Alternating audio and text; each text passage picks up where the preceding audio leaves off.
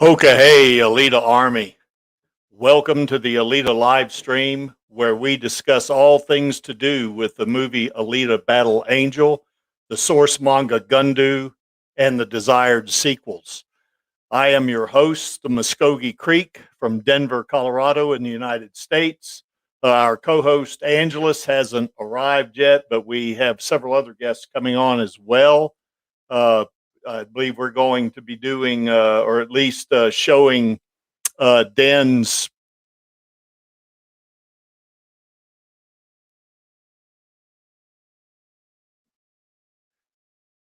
Looks like we took a little bit of an audio hit there, where we will be showing a premiere of Den's new video. He'll be on about between 8 and 8:15, I think. But before we get started there, I guess the main thing we want to begin with is the similarities that Alita has, similarities and differences actually between Alita in the anime or OVA, the manga, and the movie. And they're pretty similar in a lot of respects. There are some slight differences though, and definitely the similarities are there for sure. For one thing, that they're all, of course, based.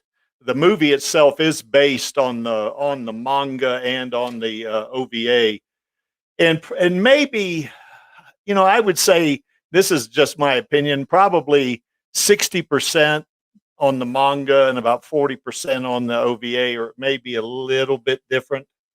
So that really depends on who you talk to, I guess. And for one of those reasons is that basically the movie itself doesn't cover all of the manga for sure. There are so many, like 38 volumes of Alita in the manga, so it's definitely not going to cover all of that. But it is somewhat similar to the OVA. There's some slight differences there that we're going to be talking about mostly. And the similarities are this.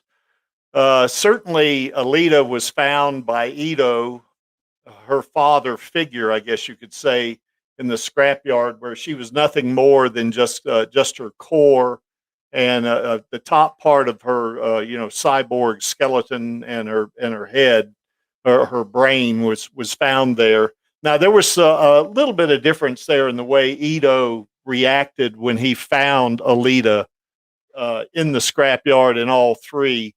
I guess actually the manga and the anime were pretty similar in how how Ito acted. I mean, he jumped around, kind of celebrating finding her, and kind of yelling, laughing, and that kind of stuff. But the similarities were when he found her is that particularly in the case of the anime and the manga, where he held up some kind of medical device to determine that she was still alive, and basically said, "You're still alive," and it kind of is a question, as a surprise type situation there. So those two were pretty similar, and I think the manga was similar to that too. I can't recall; it's been a while since I've read that part of the manga. So anyway, but those are pretty distinct similarities there in all three: the anime, the manga, and the movie. Certainly, Alita has superhuman abilities. Now, we've talked many times on this stream about how Alita is not a superhero. She definitely is not. Nor is the movie Alita Battle Angel, or the manga, or the anime. None of them show Alita or even try to portray Alita as a superhero. Now, if you read the Last Order, you kind of get the idea particularly when she's playing in the Zot, the Zenith of All Things tournament. You kind of get the idea that maybe she's almost like a superhero there. I kind of like Den's description on that one, that she's more of an anti-hero, particularly in the manga, because she's not always about always doing right, perhaps, kind of like they do in the manga, or even in the anime to a great degree. She's just a person surviving in her environment and trying to just trying to get by, and in most cases doing the right thing. So, but I think in past streams you've seen us compare Alita to superheroes, where she does have superhuman strength. She has the ability to curl 800 pounds one time. She can run like what I calculated in the factory in a berserker body. She could run 125 miles an hour average speed. And certainly, she definitely is a great fighter in all three, the manga and the anime and the movie. She's a great melee fighter.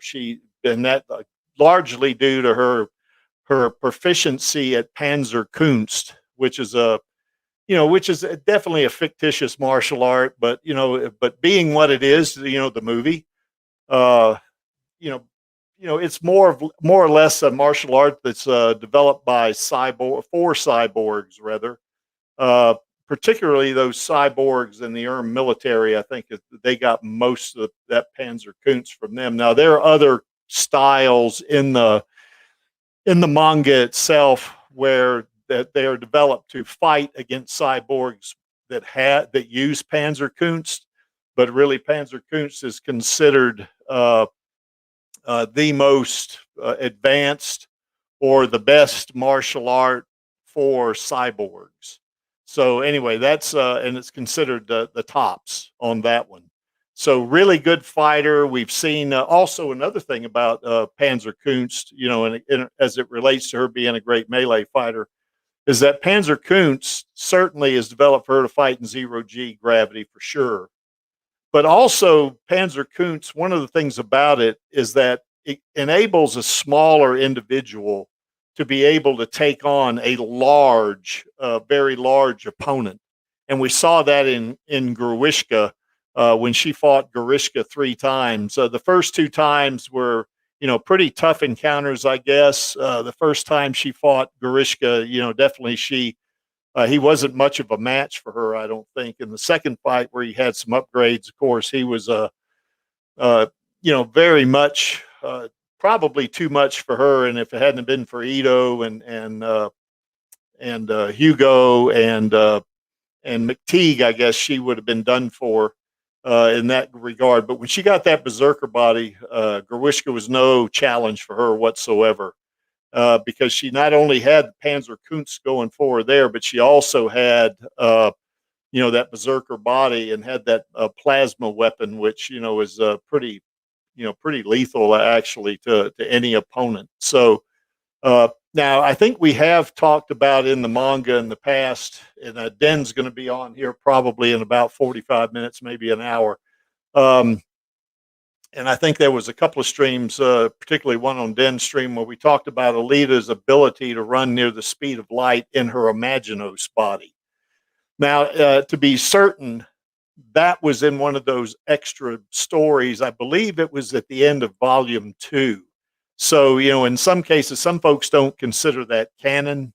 But since it was mentioned as her Imaginos, I think it was Imaginos 1.0 body, where she could run the speed of light. So I think you have to count that because, Kishiro, wrote that in there for purpose. He wrote that in there to entertain us. And certainly I consider that as part of Alita herself. She definitely is a hunter warrior, in other words, a bounty hunter, where she actually, one of the things about this is that, and I think we saw that in the movie. I don't recall if they brought this up very much in the anime, but I do think it did come up in the manga. The reason why there are hunter warriors is that there are no police anymore. So, police, I guess, kind of, they got disbanded or whatever, and it had been over 300 years since there was a police department, I think. And the factory hired individuals to become bounty hunters to basically, I guess, ensure that there was no threat to the factory being able to produce, those goods that are needed by the folks that live in Zalem. So that's the main reason for them. But they do hunt criminals, and they're, they get they get rewarded for it, of course, when they, when they get their heads and that sort of thing. And certainly Ito is a bounty hunter in the, in all three. A little bit of a difference there in between the anime and manga and the movie. In the anime and in the manga, that the one of the things about that was that Ito did not want Alita to become a hunter warrior. He kind of in the movie he didn't, rather, because he felt like it was a dirty business. It's very dangerous, and he kind of viewed Alita as his little girl, so he didn't want to expose her to any kind of danger or threat. It's to her.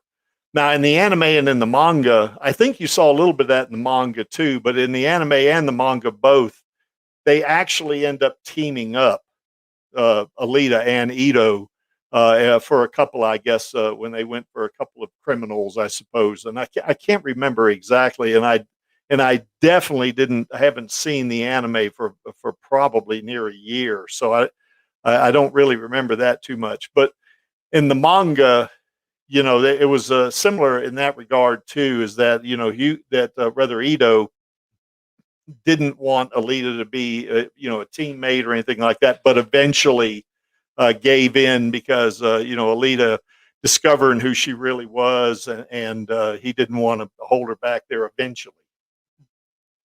One of the things certainly about Alita herself is that she loves Hugo for sure. And in all three, the anime, the manga, and the movie, it's kind of a one-sided relationship, very much so in the anime and in the manga. I mean, particularly, I believe in the manga, Hugo really doesn't think about Alita that much. I mean, except toward the very end, obviously. And and in the anime, it was a pretty similar thing, that where it was kind of too little, too late type situation. And, he realizes that he had a great, companion there, a woman in Alita, but like it was at the very end. So, it was like he just really didn't realize what he had until it was too late. In the movie, it was a similar thing to a great degree, except not toward the very end. I mean, I guess he realized that when he went to tell Tanji that he couldn't do this anymore in terms of jacking cyborgs. He basically, oh, by the way, I'm going to put the link in the chat. So if anybody wants to get on, sorry about that. I forgot to do that. So, if you want to come on and talk about this, there it is right there. There's the link if you want to come on the chat and kind of just talk about the differences and similarities, between anime, manga, and movie Alita. So anyway, getting back to Hugo, in the real case of the movie, he actually does fall in love with Alita. Oh, we got Radio Chaos coming in. Hello there, Radio Chaos. Hello there. How's it going, man? Pretty well. Cool. Yeah, I saw you just jumped in the chat there a few minutes ago, and you haven't missed much actually, except for me rambling. So he really, fine. It's fine. Yeah. But anyway, I was just wrapping up there about Hugo, about how Alita in all three, I guess, Hugo. I mean, certainly Alita loves Hugo in all three. In the anime and manga, it's like Hugo doesn't really care about her that much until the very end. But in the movie, he cares about her a little bit, before the end. Well, it was more of a guilt trip because it's like, no, I don't really deserve that. Yeah. And he was still trying to keep under wraps of what he was actually doing, hoping that she wouldn't find out. Yeah, I mean, that's right. When Tanji said, when are you going to tell your little hard body that you jack cyborgs, and he said, I'm not, neither are you. Well, that kind of telling, wasn't it? The guy, give you my heart thing, and then he was like, I don't deserve this. Yes. Yeah, I think that was his reaction, Although in that case, I think you guys have heard me say on the stream many times, I really don't like Hugo that much. I mean, I think I felt like he didn't have much honor, particularly when he found out, that when he saw those grind cutters get shot from, that Gruishka shot out against that one bounty hunter there, the first one he killed in the bar, and the look on Hugo's face was like, oh damn, and he recognized those grind cutters, and he knew that he had jacked Kanuba, and they ended up with Gruishka, Right. But even after that in the movie, even after realizing that, he still tried to make a deal with Vector to get to Zalem. When they were there drinking, I guess that looked like bourbon or something. Yeah, So it's pretty anyway, concentrated. yeah. So anyway, but anyway, I really didn't like him until the very end. I guess he realized that what he had, and then it was too late there for that one too. So anyway, what's your take on that, Radio Chaos? What do you? I'd say he's just well. It's funny. Johnny Nice Day mentioned it a while ago, and if you really think about it, he's it's meant to end. He's the foundation of the story in a way. Yeah. Like everything. People had to go up in the sky. It doesn't matter if you're talking Last Order or the original. They had to do it because in the original the AI went insane and it was going to kill itself anyway. So somebody had to get up into Zalem. In Last Order, Embody was a complete a-hole and he was going to drop stuff on the surface. So somebody had to get up there and let Cerula know that she had to kill that guy. Yeah. And, whatever Cerula's reasons for caring about the surface, I don't know. But she came from there at one point. Yeah. I'd like to welcome Foxfire and Max Tack Dry. How you guys doing? I'm Max. Hello. Hello. Oh, Cool. I know it's off topic, but I found that the Ultimate Edition soundtrack is fine. It did not get blocked, thankfully. Oh, okay, cool. So basically, it's been blocked as far as if you didn't see the broadcast last night. It's blocked after it, but the soundtrack and music is still good. Yeah, I had checked that. I wanted to get a reminder on it, but I had a kind of a strength training session yesterday afternoon, so I couldn't get on. So sorry about that. I figured out what was wrong. Shouldn't have done a live action clip in one of the songs, and it would have shown otherwise. That's my fault. Yeah, well, I guess YouTube is pretty persnickety about some of this stuff. They. Oh, I know. They don't. They're like. There's a number of anime films where the whole thing is shown on a channel and it's not taken down. Like the old Fist of the North Star, that is not blocked for whatever reason, or even the OVA for 1993 animated film for Battle Angel Alita, that's not blocked either. Cool. Yeah, I know. I know. I've uploaded videos, and you guys have seen some of them, I guess, where I've uploaded videos where they didn't put any kind of copyright, kind of comment on it or anything like that. And some of those were out of the movie, some of the fight scenes, stuff like that. But when I streamed them, then they blocked them, So, they're pretty right. They're all over the planet with that one, I guess. So we're all over the place. So. Right. I was also wondering about that. You can watch the anime of Alita for free on YouTube, and there are some rights on that. It's not for free, basically. Yeah. Yeah. Go ahead, Radio Chaos. Looks like you're muted.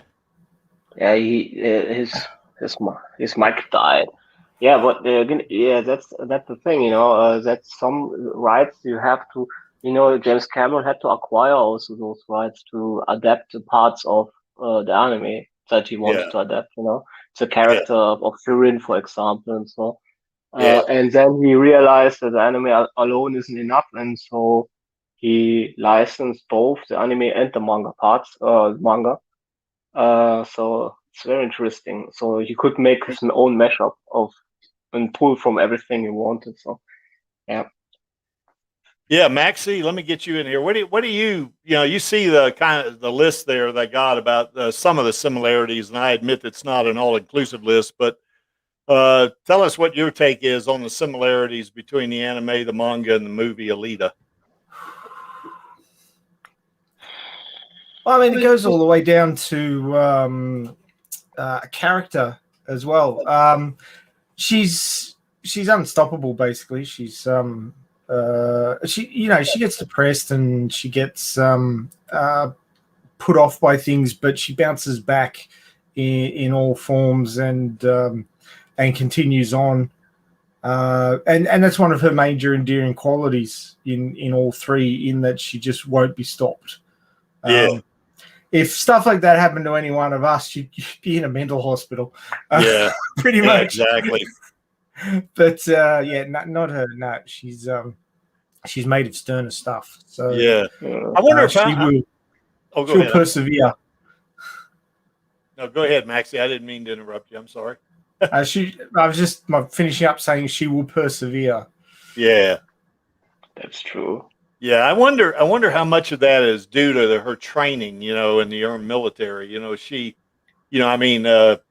accomplished the mission no matter what type, kind of a drive, So I wonder how much of that factors into it, because you're right. If most human beings, if that happened up to them, they'd just curl up, and that'd be it, they'd be done. Well, in the anime, it's like not really covered where she got that fighting technique, I guess. I don't think Yedo said something about Panzerkunst, or Yeah.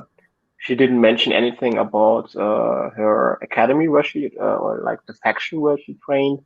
Like the manga, it's like this Gruntal faction where she came from.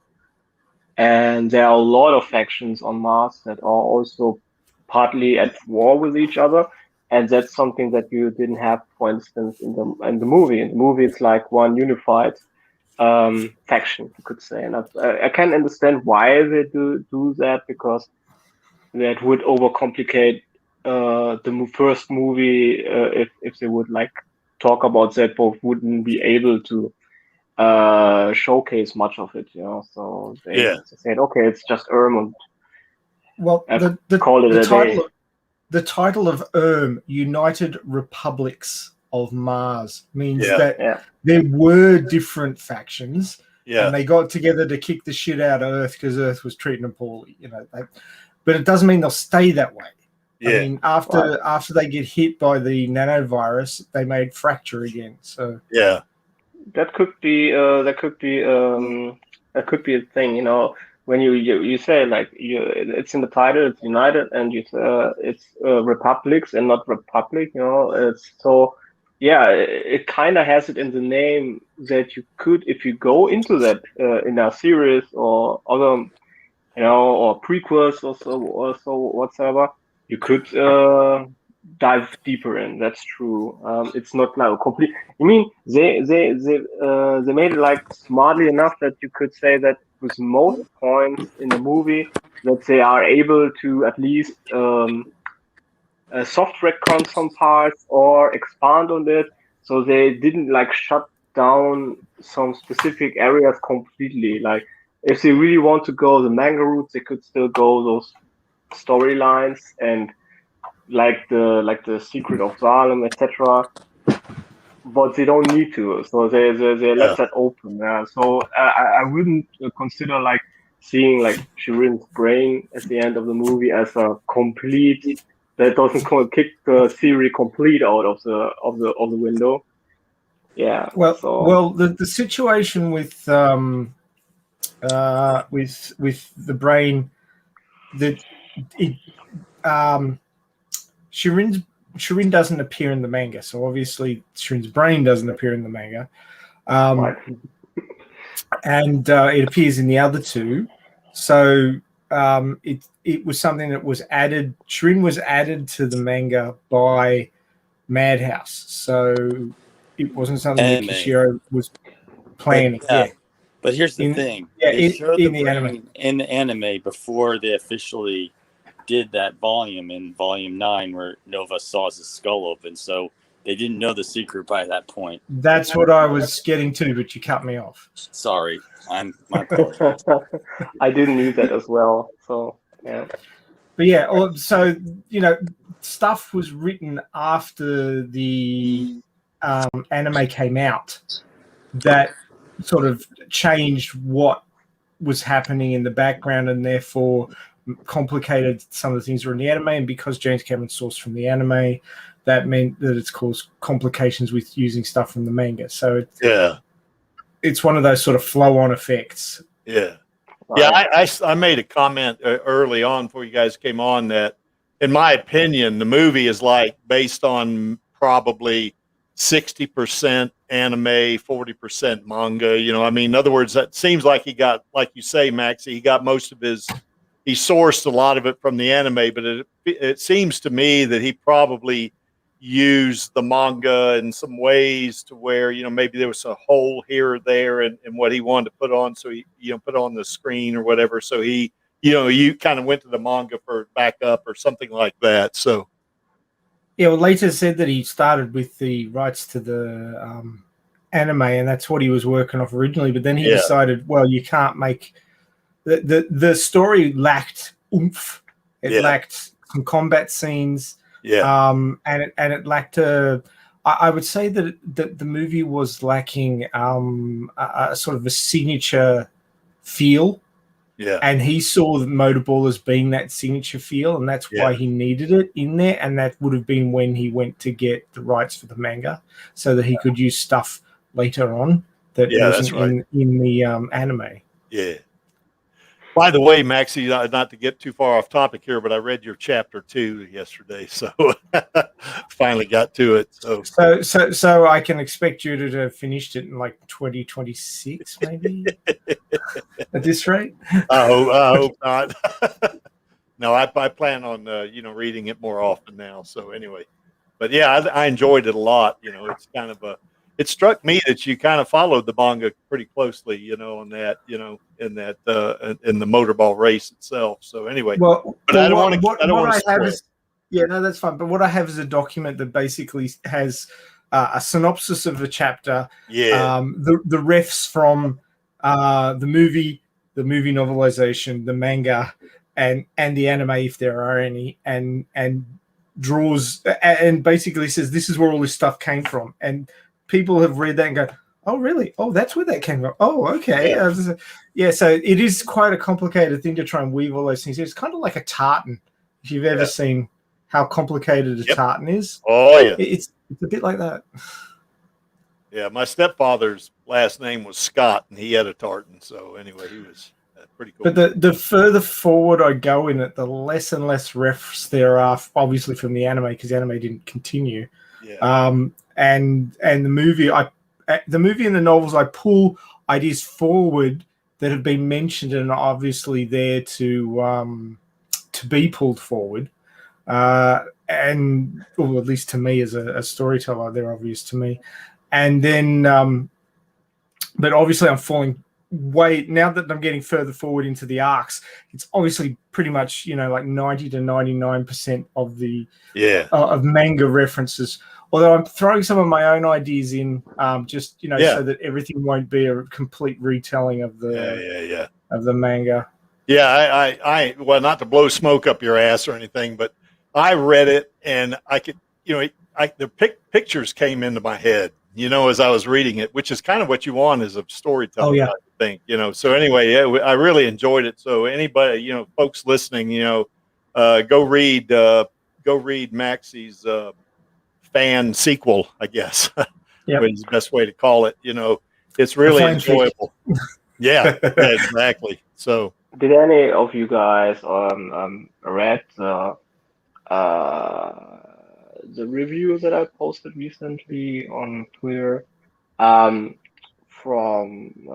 this the German one that you translated? Yeah, I started to. I didn't get all the way through it. Yeah, it's a long one. Well, it's a pretty. I wish I could fully translate it, but that's really difficult. He's using like a very like high German language, you could say, and it's very difficult to translate all the imagery and all the imagination is like put in his words, into the English, that or into translated. So, but I hope it gets the point consider across. that sort of academic level English? Yeah, he is. German? Yeah, I would need an academic understanding of English, like a higher level English and a better English to translate it well. And yes, the language he's using, in his review is kind of, it's not that you wouldn't use it like in a day-to-day base, so it's like very Yeah, let me interrupt you just for a second there, Foxy. Sorry. I want to welcome Do Not Stand By. He's another one of my, I guess you could say, a neighbor, very loosely put. So how's it going, Do Not Stand By? Hi, Creek. Thanks for the invitation. Sorry I'm late. No, it's okay. Yeah, so I'm in the Denver area, and I know, Creek, that you're in the Denver area. So now that COVID's getting under control, I want to invite people in the Denver area for a 3D outdoor movie night. I've shown dozens of people Alita Battle Angel on 3D outdoor movie night, and I'd like to see how many people we could get together. Oh, yeah, it'd be great, wouldn't it? Oh, yeah, I'll do it. It's coming up to summer there, isn't it? I keep forgetting. We're crawling into winter here. It's a bit disappointing. Yeah. And I welcome. I don't stand by. To come back to I just want to make it short, but yeah, there are like two really cool points. I think he has put in that review that you guys haven't read in any other reviews. So he made really, really good points because he's like very in depth with cyberpunk. He has made his homework and he has read the source material, so he knows what he's talking about when he makes his review about Alita. And yes, he has also some his own critique points with that movie, but like you can see in his words that it's overall like he's like very satisfied with what came out. And he also mentioned Pat Cadigan, and I didn't knew, or maybe you knew it, Ray, that she is like the only woman that helped to create the Cyberpunk Manifesto. So she's like oh yeah, she was deep in it. That's why we were so lucky to have her on. We should really have her back and talk a bit wider about Cyberpunk if we can. She's a legend, So with the big ones, from that genre. So I wasn't aware of it, or maybe I forgot about it. I'm not sure, but when I read it in that review, it was like, oh, she's like that great of a personality, And there are like 2 or 3 other points that he's issuing that you rarely see else, not just in reviews but also in fan conversations, because he has like a special with his education. He just know literature very well and can do some references that you wouldn't make otherwise, So that's really worth to read. And that was what I wanted to say. Yeah, no problem. No, I need to check into it a bit more. So basically, he's the German version of what's that French guy's name who we haven't seen much of lately? Who's the lecturer at university who's big on Alita? Yeah, you mean Tangquan Liu? Yeah. Yeah. Tangquan is more like he has like this artistic viewpoint on Alita, so I'm not sure he may have studied something in that direction, and this Dietmar is like literature, and so you can see that he has that direction because he's like reciting like Hegel and all that stuff from German philosophers and German like Goethe and all that stuff, like straight from he knows a lot of the stuff by heart, you could say. And that's interesting, and he can draw conclusions and bring it in his discussion when he talks about Alita, and especially that relationship between Ido and her, and how it drives the movie, etc. That's pretty cool.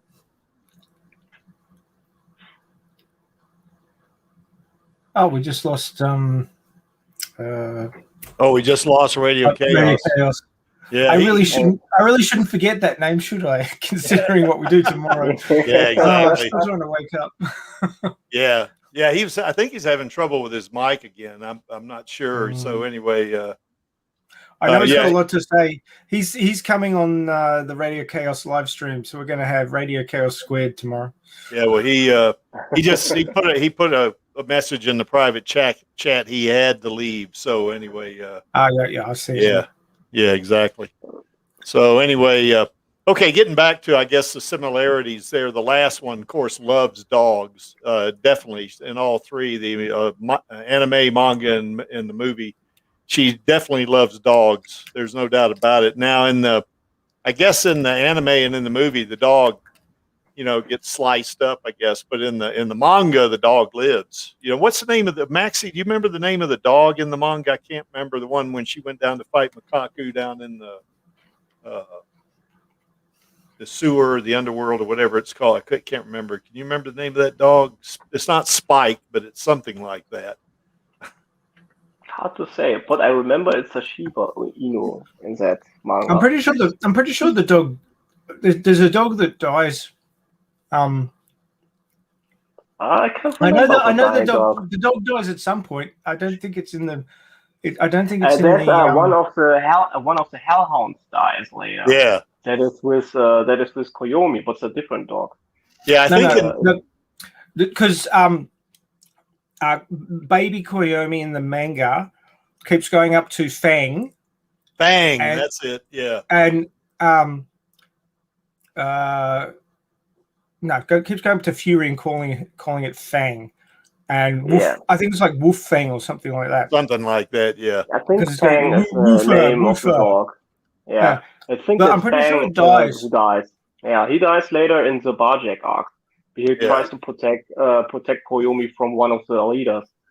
That's Fury. But Fury is very old by that stage because. Okay, that was Fury, and Fang dies too. You say? Yeah, I'm pretty sure the dog Duke Fang. There it is. Yeah. Thank you, Consular 99. So because Koyomi calls it Dufeng, something like that. Yeah. And she seemed, and I remember the panel where it says, she thinks every dog is Duke Fang, and I'm pretty sure that dog dies at some point while it's rescuing her, or sometime later it dies, but it does die at some point because it's not there in the start of the Berserk Pan arc. Yeah. Well, I know Fang. I know he kind of takes baby Koyomi back up to the surface while Alita is fighting Makaku, right? So I know. Yeah. It wasn't Fang. It was some kind of Shiba Inu. Okay. Baby Koyomi. I can't remember if that dog appears in later pages, but in that page he goes down with he comes after us, I think, Alita into the sewers. And he takes the baby with him to the surface, and she keeps fighting Makaku. So, yeah. And the doctor doesn't get killed. So I think he just doesn't appear anymore later. The plasma dog killed Duke Fang. Yeah. I remember it dying. Yeah, it's been a while since I've read that. So yeah. So anyway, I guess any more similarities that we can think of between anime, manga, and movie Alita? I mean, they have all this theme going on with the war paint, even if it's like the one in the manga is a chromium and others are blood war paints. But it's still a theme that's recurring for her. Yeah, that's right. That's right. She does paint her face in all three, doesn't she? So, well, the facial augments just appear in the Motorball arc. They don't occur before that in any of the versions. And they never get explained, huh? She wipes the dog blood under her eyes in the movie and the manga, but I think in the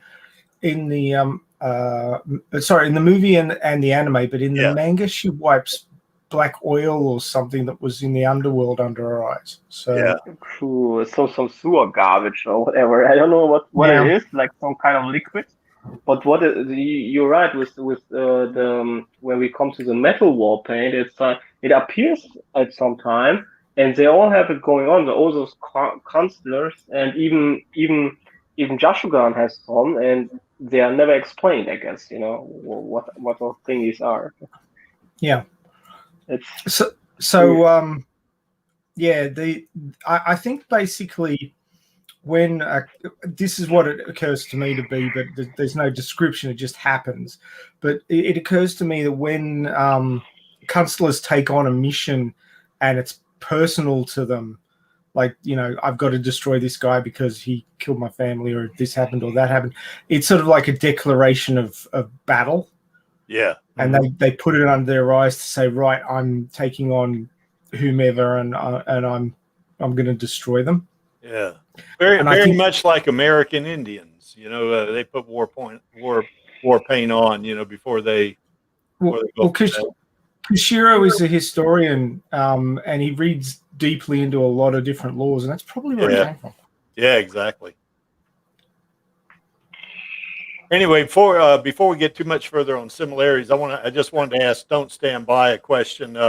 When do you expect to do the outdoor 3D showing of Alita?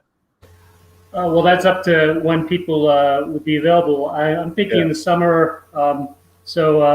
I used to do it on a weekly basis, so every Saturday night, and I would bring neighbors and just guests over to watch. My front yard can fit about a dozen people, and I've got that many 3D glasses as well. Nice. Well, I tell you what, Don't Stand By. I hope it's not in June, because I have to go back to North Carolina for a little bit in June. But offline, shoot me your address. I'm going to come to one of these things. Yeah, sounds good. I'll be sure to do that. Yeah, and I think Alita Rave too. He lives up in Fort Collins, so I mean he'd probably be another one that would be interested, I would think. Yeah, I'm hoping that we can bring in some new people as well who haven't seen Alita Battle Angel as well. Their first showing is an outdoor 3D movie. Then they'll get as close an experience as we can get without having it re-released in IMAX 3D yet. Oh yeah, yeah, that's cool. So you got a 3D disc, right? You have one of those? Yeah, I got the 4K disc, which has a 3D version and a 3D movie projector. Yeah, I got a 4K version 3D also, but I can't play it on my player, so I'm gonna have to buy a new player. So I gotta have it. So. Yeah, I use a PlayStation 3, but PlayStation 4, PlayStation 5, they also have that ability. Yeah. Oh, that's going to be fun. I'm looking forward to that. And I guess it's bring your BYOB, right? Yeah, sure. Well, I could make some popcorn, but sure. People can bring whatever food they like. Cool. Yeah, that's going to be fun. It definitely is. So. Okay. Anyway, so we got the rundown on that. So any of you that are listening that are around Denver, anywhere from Fort Collins to Colorado Springs, and even down to Pueblo, if you want to go, or as the locals around here call it, Pueblo. I don't know how they got that, but because it's Pueblo. But anyway, anybody in Colorado, out I-70 either way, and any of that kind of stuff, we can get something going there. Is that right? Don't Stand By. Yeah. If you're in the Denver area, you should be within half an hour of where I live, so we can do that. Yeah, exactly. Cool.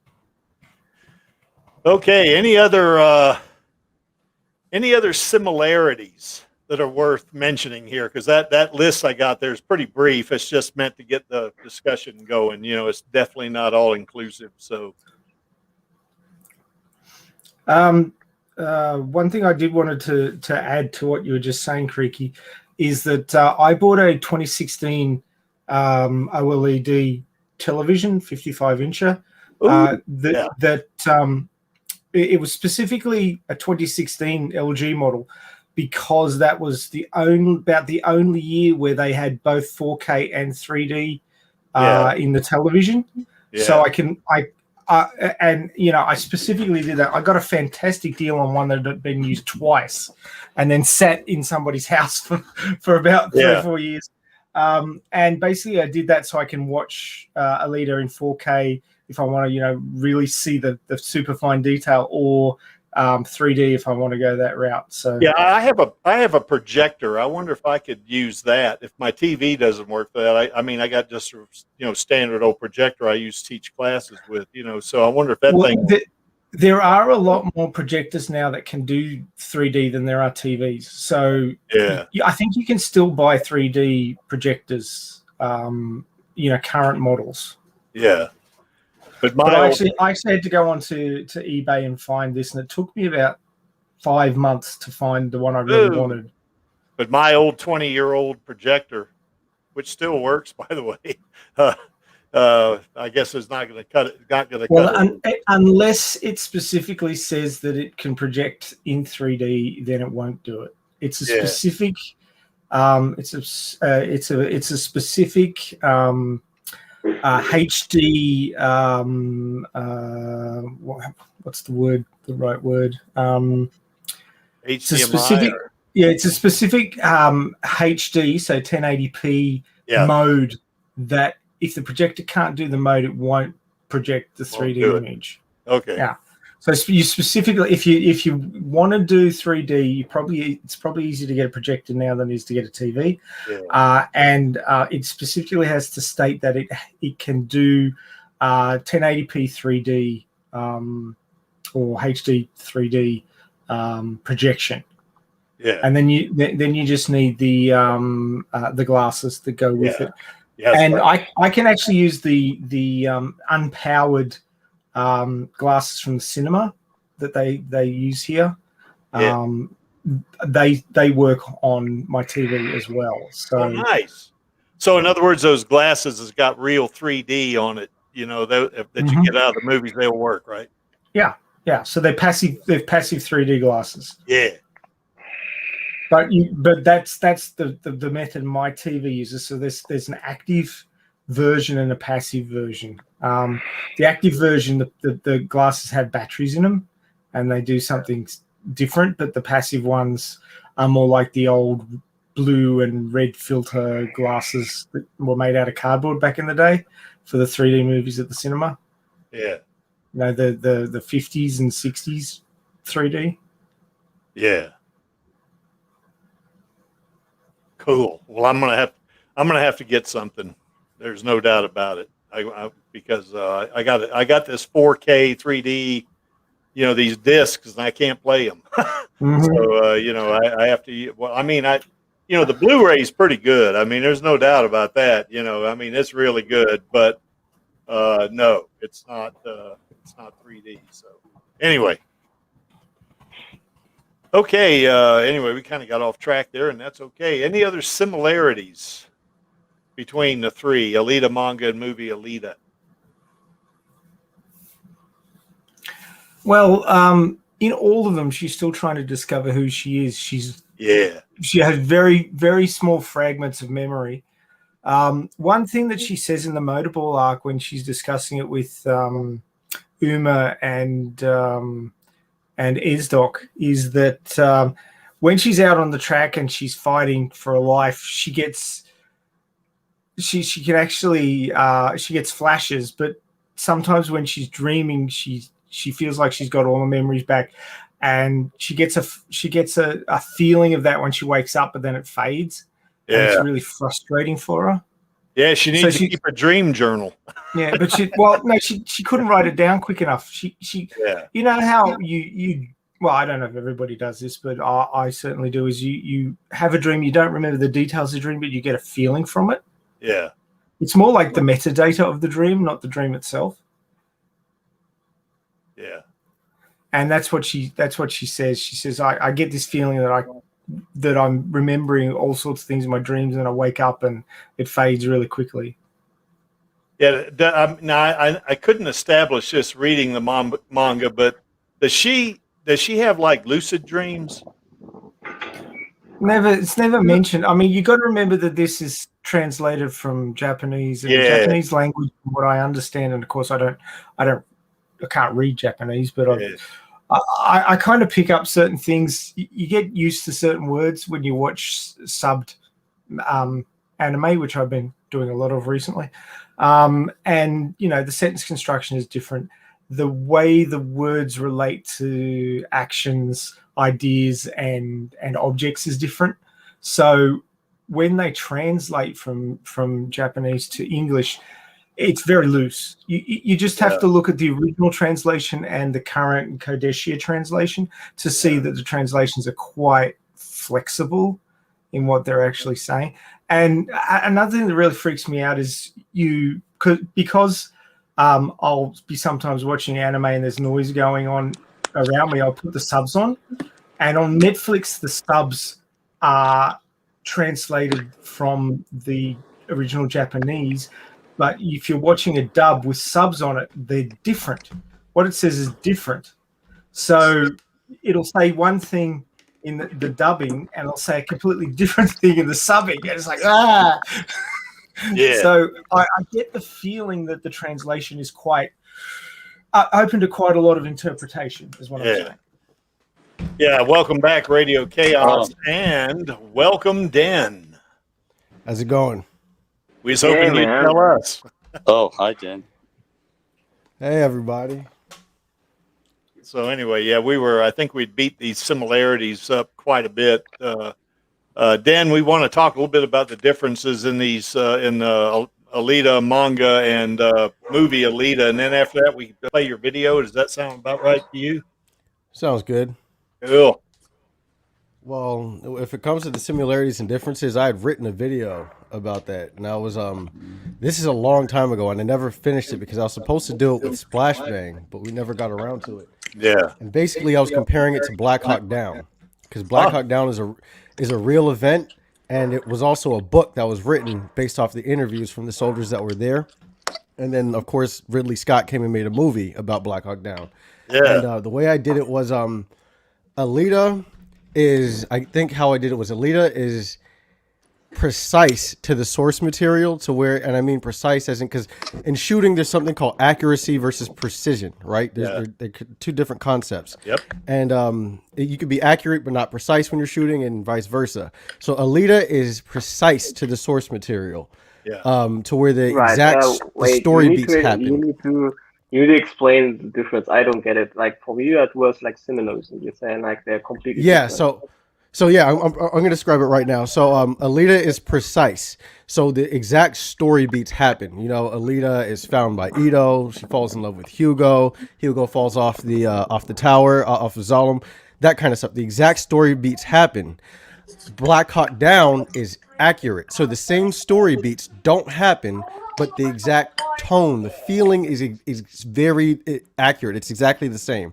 So when the soldiers watch Black Hawk Down, they're like, oh, this is what happened, even though the exact plot beats don't happen. Yeah. Alita is not accurate. It's not accurate. It's precise. So the tone is very different. You know what I mean?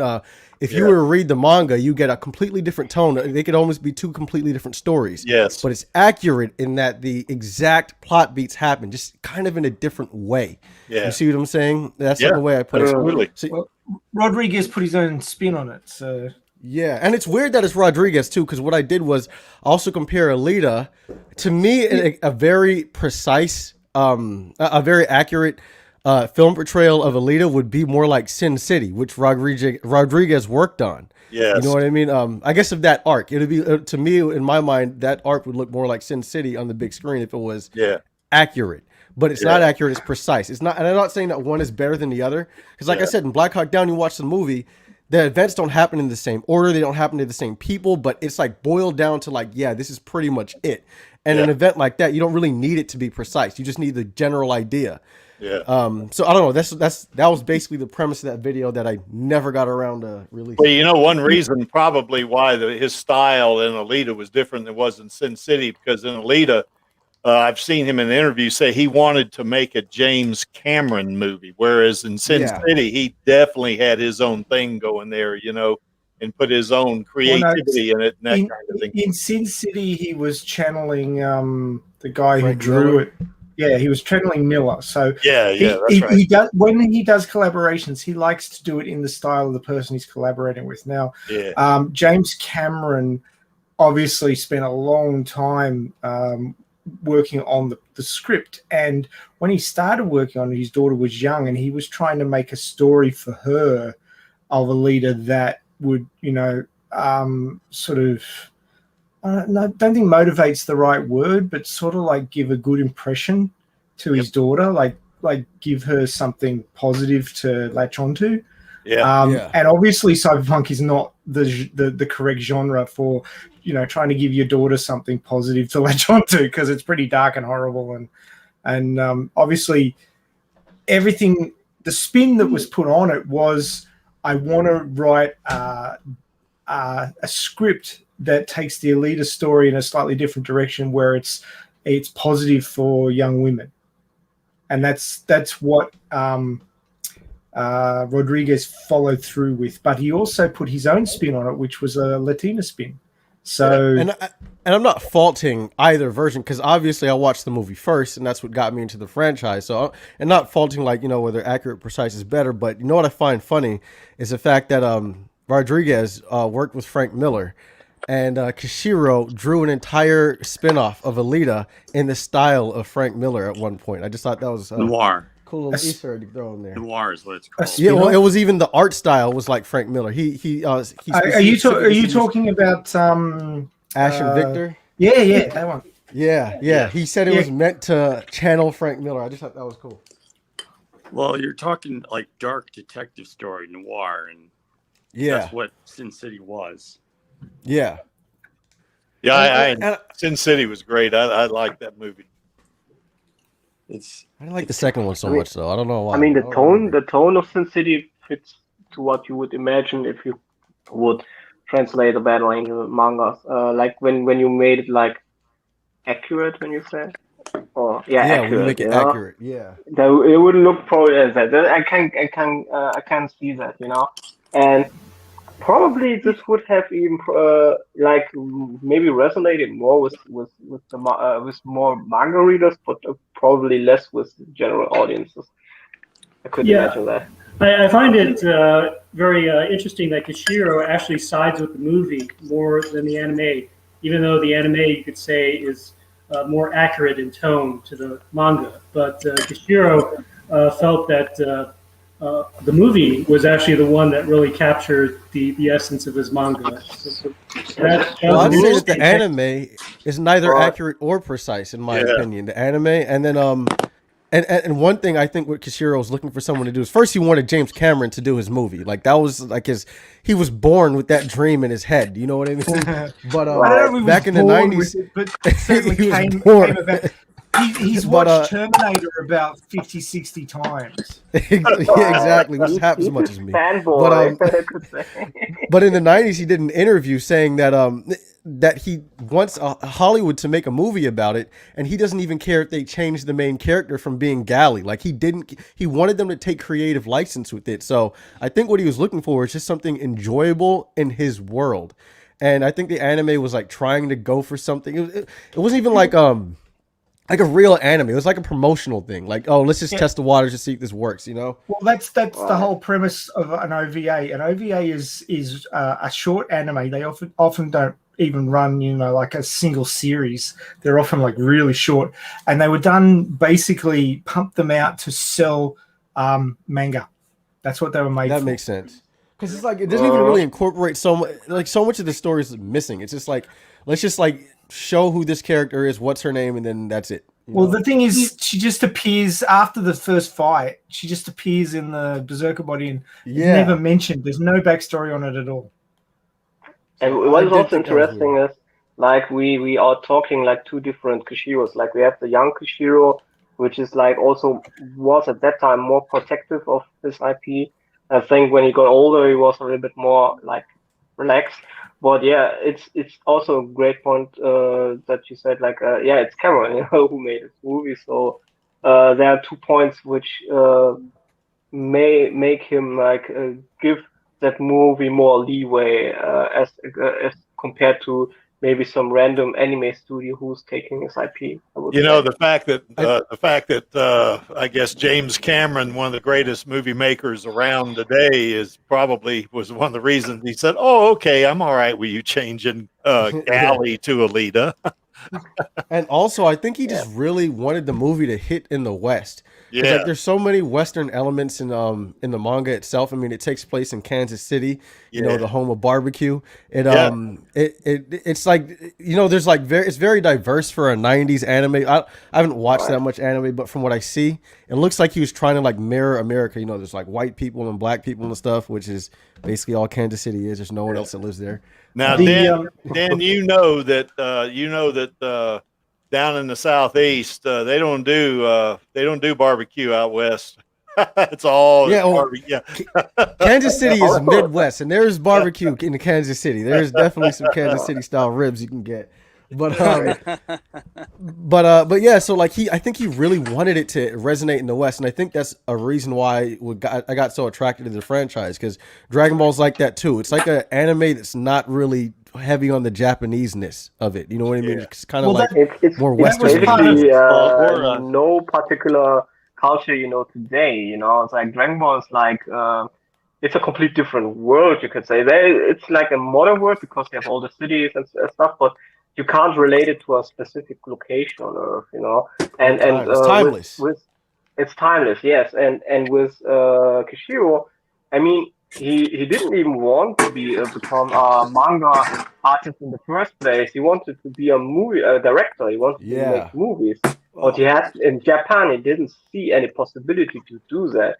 So he became a manga artist. So doesn't it suck when you're like really good at something you don't want to do? Like he's really fucking good at drawing. Well, he didn't want to do it to start with. He got into it eventually. Yeah, it grew on him.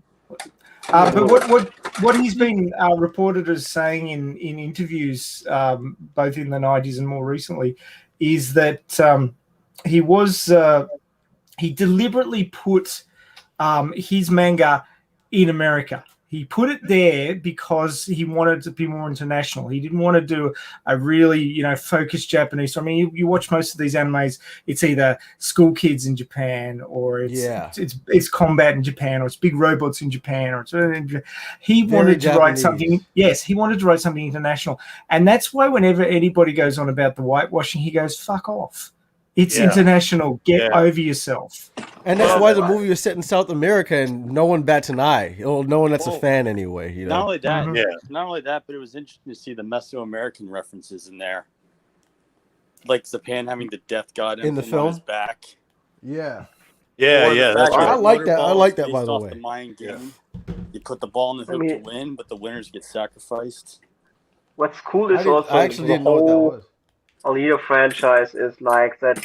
Each iteration, every time a studio or creative people got to work on it, they added something that just enriched the franchise. They never took away from it. So it's like a city. They build like a different layers. You have older buildings, you have newer buildings, but it all makes the city just grow. And with the Latin American influences, they just added a new layer to that whole thing, and it all meshes together, So and it does it really well, It's not distracting. It's not like it doesn't fall apart. It doesn't feel like weird or out of place. It grows organically, That's what I really like about the whole thing. I might have spoiled something by mentioning the whole Mayan game part. How is that spoiling something? Because it implies they don't go up to Zom alive. Oh.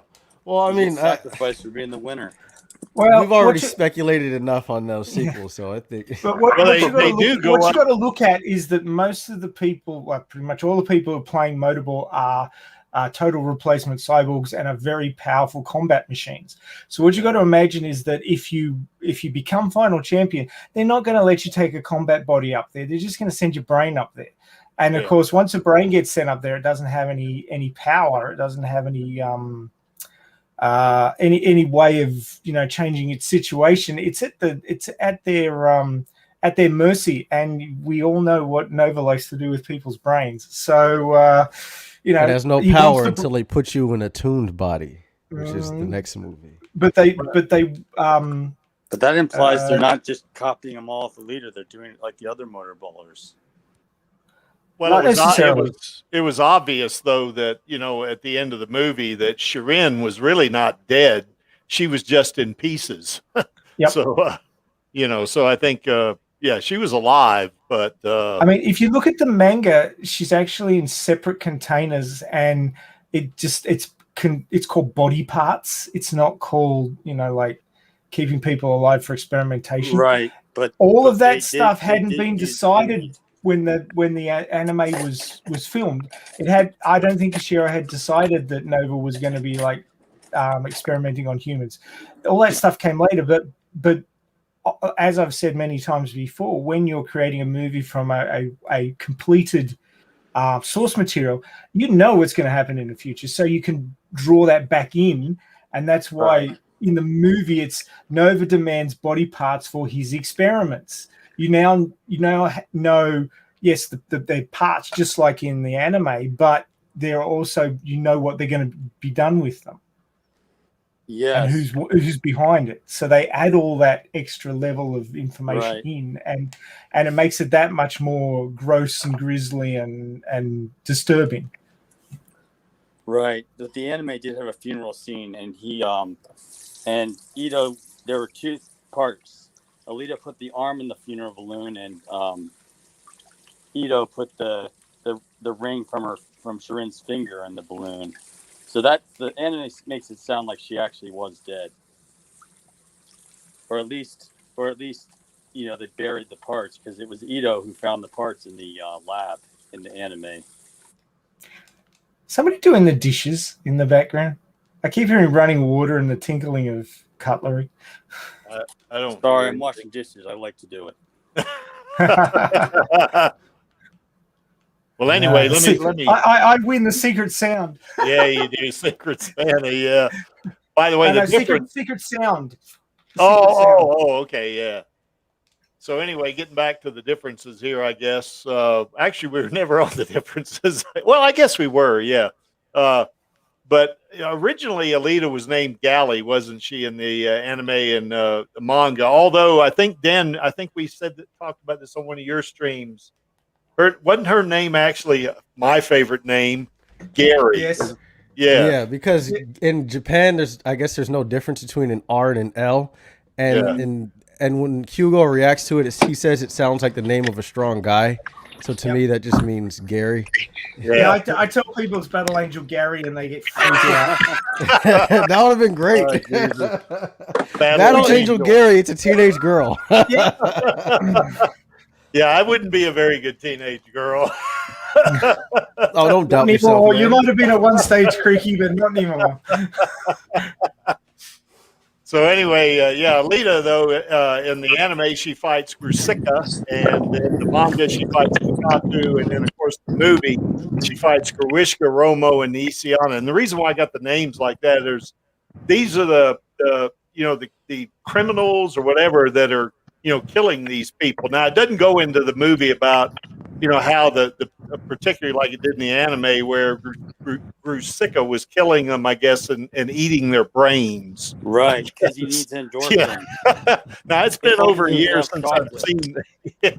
So I love Mikaku in the manga, man. He is awesome. He's funny. He's hilarious in the manga, actually. Yeah, I like him too. You know, I think, you know, but that was like body horror right there, and I love that. You know what I mean? I think in another dimension where Rodriguez teamed up with Quentin Tarantino to make the Alita manga, to make the Alita movie, we would have got a little bit more of that body horror with Mikaku. Yeah, that's right. We already saw in the Venom movie. We already saw him biting heads off. I love Venom too. I love that movie. I got to say, Creaky, that you probably in the manga you should have put in that strange sort of werewolf-like woman that she fights first. Yeah. Oh, we know her only as the mutants. Oh yeah. Yeah, I could have added her there. Yeah, okay. Because well, that's actually her first battle. Yeah, that's right. But of course, it got cut from the anime because no time. Yeah, that's right.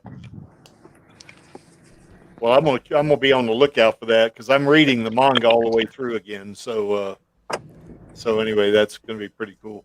In terms of Motorball, in the manga, Motorball don't come into play into volume 2, and of course in the movie it comes in halfway through the movie. But in the anime, now it's been a while since I've read the anime. I don't recall Motorball being in the anime. Is that No. true? No, it hadn't been that written wasn't. at that stage. I don't think. Yeah. So she wasn't a Motorball player in the anime. She was just a hunter warrior, you know. So Yeah, Right, Motorball. but we didn't also even- didn't see Koyomi at 15 years old rollerblading around the streets either. yeah, that's right. Yeah, no. All right, Actually- Gary. We got 5 minutes until the video starts. All right. Man. Well, you want to share your screen then? I actually just tweeted it out. If we could just like click on it, that'll get So a more couple of- views. Okay. a couple let of me, main differences that I really liked that they changed for the movie was actually making Koyomi Alita's age, which then gave her a lot more connection to Alita, and when she, I think she will appear in the sequel, like I've written her in. Not exactly in that fashion, but she'll be involved. And of course, I don't think they're going to have the time jump, the 10-year time jump between the end of the Japan arc and the tuned arc, because basically they now that Koyomi's already around Alita's age, she can be that reporter / photographer. Yeah, she can do that job now. You don't have to wait 10 years for that. So yeah, I think, Dan, how do I play this thing? It's I see your tweet, but I don't. Oh, you just click on it and just wait. It runs like a live stream. Oh yeah, it's 2 minutes out. It runs like a live stream and it just automatically plays. It premieres. Okay, well I see 2 pictures on your tweet. One's the one you tweeted out about about the Battle Angel Dark Twin, and the other one is that one where she's in that dress, that she did for she dressed up for Radio. There should be a YouTube link there. Let's see if I can put it in the chat. Let's see. can't. YouTube link. YouTube. Ah, there it is. Never mind. I got it. You can share your screen. You can share your just screen, a second. but I would like for people to click on it because that'll give me a couple more views on my channel. Oh, I It's got been you. a while. Yeah, absolutely. It's been a while since I did anything. This is a departure from what I've normally done with this channel, so don't be angry, guys. You know what I mean? All right. As long as it doesn't get us heated, I'm good. No, it's not. It's tangential to Alita. Okay. So I want to go ahead and share my screen on this, but it's not starting yet. But no. see, I got to get out of that one, I guess. And then we'll go back to the differences. I just scheduled it for this time when I uploaded it this morning. Yeah. Go right there. No, that's not it, Gary. Damn it. Oh, wait a minute. That's wrong.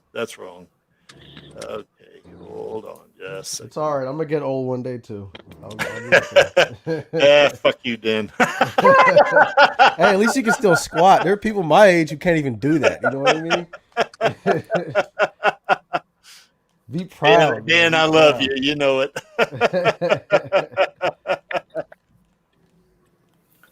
the premiere will begin shortly. There it is. Wait a minute. It should come up here. What the hell? What's it not doing? So if anybody's just watching click on that along, you link. may need to mute your microphone so that we don't get feedback through. Yeah. Oh yeah. Let me do the. Yeah, so you just click that link and then it'll come up and you'll see the thing about to start. 1 minute. 1 minute warning. Gary, what are you doing? Click the link. Is he live? I'm not sure. I don't see any changes. It's still on Twitter with He's his, muted. He's muted. Yeah, I don't think he's going to show. I don't think he's going to show it through the through the stream. I see. I think his he intention. I think his intention is everybody to go over there and open it in a new window, and we'll be back shortly. Okay. Okay, how do I do that, Dan? I don't know what to do on this. Click the link at the top right there. At the YouTube link, dude. This one? Yeah. There it goes. I can hear something, but I don't see a picture. You got headphones? Okay, probably open up and even having headphones doesn't always work. Sometimes it'll just play the audio through. Oh, okay. I've had that happen. I think it opened in a different screen. Try to share that screen. So stop sharing your screen and then reshare your screen again. He means tab, but anyway. Hold on. That tab, yeah. Okay, you're sharing the tab of the tweet. Okay, there's the there we go. Gary B. Okay, let's stop that.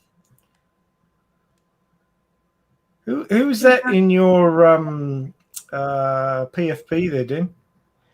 Can you guys see that? Can you see that? Yep. Yeah, I can see that. Perfect. It says 55 seconds now, right? So I'm gonna go ahead and mute my mic and play it. All right, sounds good. Quickly answering your question, Ray. Apparently it's a new character in the Flash CW TV show, and it just looks so garbage and corny that I can't help but laugh at it.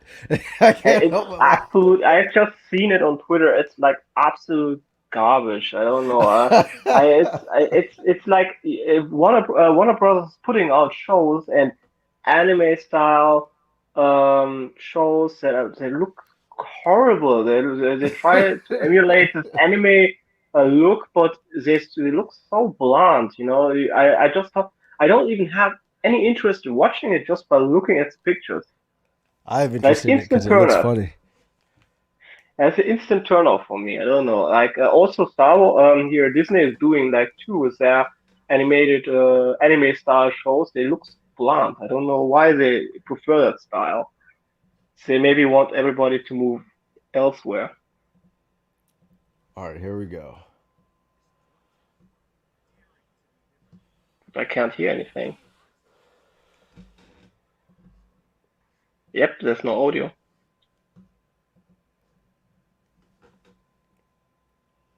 All right. Oh, never mind. Is the audio not working? Just rewind it. Just rewind it and start. I can hear it. No, never mind. When he turns off his mic, you can't hear it anymore. He has to share the audio as well. When he shares the screen, there's an option for audio.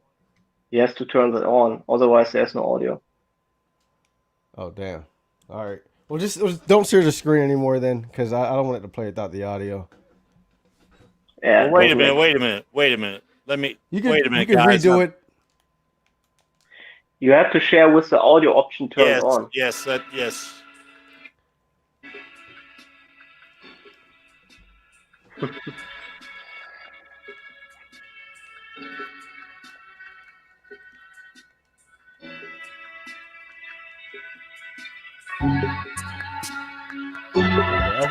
Perfect.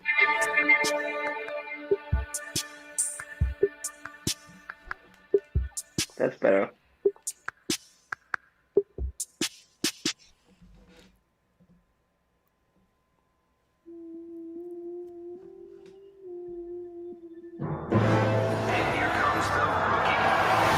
One of my favorite movies is a 2019 film that was based on a comic book of the same name.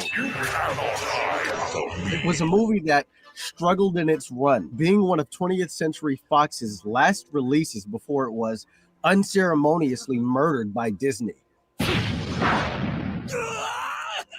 The advertising for this film was so half-assed that its theatrical release was lackluster. Critics lambasted it as disjointed for daring to be different. And after 20th Century Fox's death, ouch.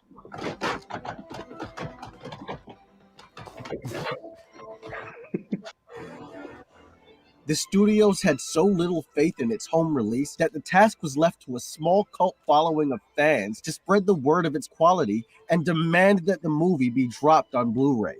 Incredibly, while 20th Century Fox was still alive, it had provided a path for filmmakers to create passion project movies that didn't fit the mold of most Hollywood productions. But Disney is into dick-flattening creators. Your movies have to fit their mold.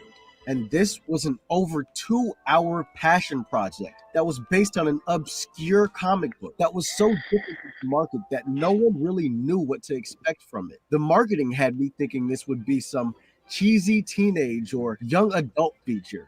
But what we actually got with this movie was an epic that left many audiences wanting more and wondering why.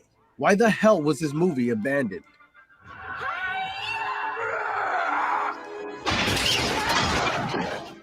As you guessed, no, I'm not talking about Alita this time.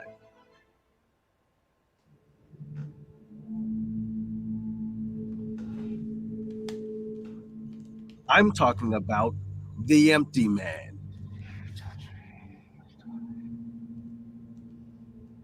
What? I knew it. Oh yeah, we talked about it, yeah.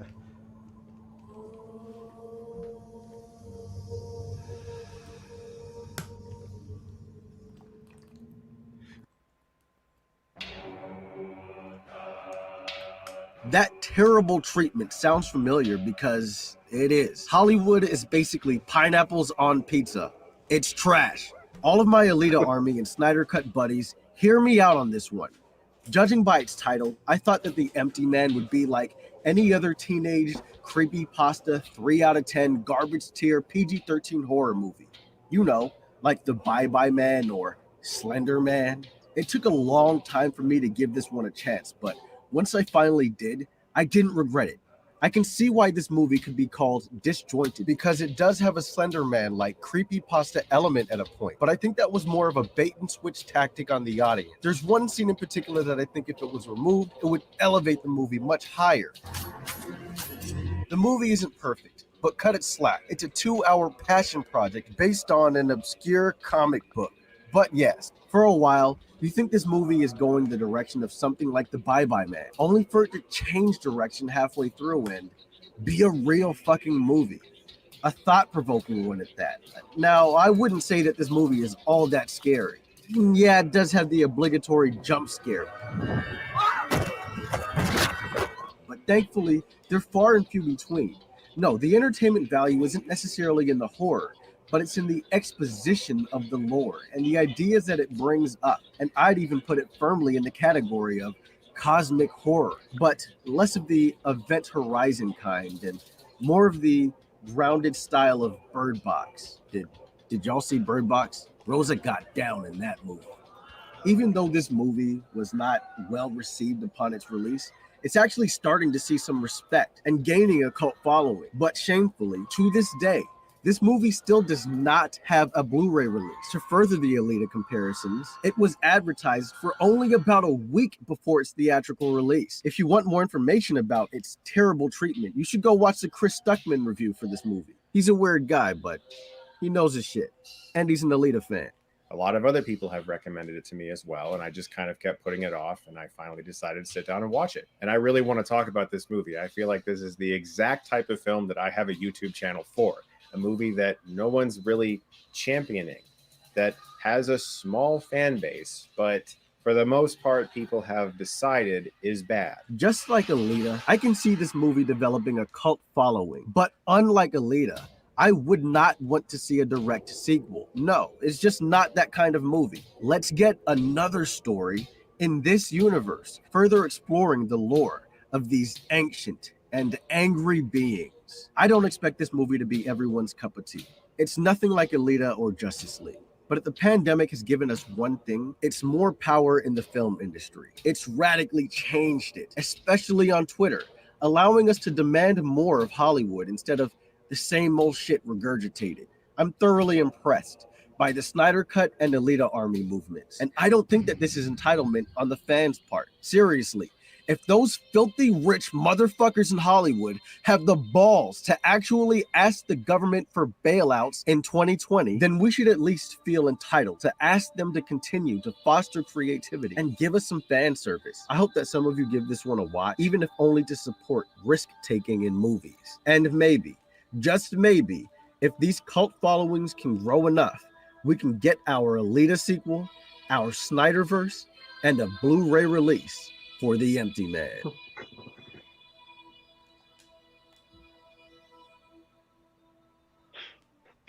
What was that? That was too fast. I haven't seen it. There was something with dick. It said eat a dick, Disney. I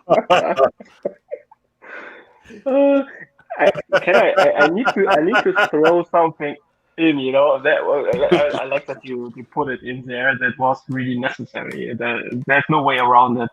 I want to throw something in because like with Fox, you know, before it was bought, you know, they made more than just like one risk, like with making Alita.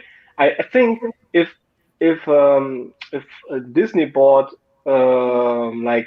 Fox earlier, like in 2011, I think we would never have gotten something like Planet of the Apes. I'm not sure if you like the new movies or not, but I've watched the trilogy like at one go, like yesterday night, and was really impressed with that movies, you know. And they had some interesting themes going on, like thought-provoking stuff, a good action, and very, very compelling characters, you know. And Andy Serkis like really, really, really performed. And I think such a trilogy would never have happened on a Disney. Never. Like, I don't know. It's not their cup of tea. And it's sad that Fox got bought. I think if Fox would still be Fox, we would have the same trilogy with Alita. You know, like Planet of the Apes got the weather. They got the same financing company in the TSG, or how's it called? It's a Chinese company that basically bankrolls those movies like in advance, and they get it back later. And all they have this whole infrastructure set up, and they can do such kind of movies like that take some risks and do interesting stuff, you know. And with Disney, it's all cookie cutter stuff. And that's the thing, like maybe Planet of the Apes, I think maybe that might have gotten made because that's been remade before and it's got some name recognition. But Alita and the Empty Man, these are, like I said, two obscure comic books that no one's heard of. And the I know for the Empty Man, he was a first time director as well, and giving them, I mean, and they had creative control over this too. Like the guy was able to do whatever the fuck he wanted with the movie. And once Fox was bought. I know they tried to cut his movie down from 2 hours and 17 minutes all the way down to an hour and a half, like down to 90 minutes. And it's just, I don't know, it's just the amount of creative control that Disney has over them. I mean, Disney's the studio that fires motherfuckers from Star Wars just for not towing the line completely. You know what I mean? Like they'll fire you and remake your entire fucking movie for you. You know what I mean? So I think WB. did that with they might have done a Planet of the Apes because like you said, have brand recognition, but it wouldn't have had the quality that we got. No, I don't think so. Yeah. I think the first one is really good. I saw the second one. I don't remember how I felt about the second one, and I never saw the third one, but I really liked the first one, the one with James Franco. I think they gradually improved during the movies, and like the main character, the Caesar. He has such interesting, like he progresses through all three movies and goes through several stages in his life, and for that alone, it is worth to watch all three movies because then you understand his character in full. Once you see how he becomes when he gets older, you know, it's very, very interesting. It's a character study. There's so much in it, and I like the themes they are touching there in these movies. And it feels like one vision that is executed to that trilogy as one idea, and it's cool, you know, to see something like that, and you get a satisfying end at the end. So I got you. Well, what about this one? Would anyone give this one a chance? Because I mean, even Chris. Yeah, I'll Steckman, give it a chance, Dan. I'll watch it. Probably.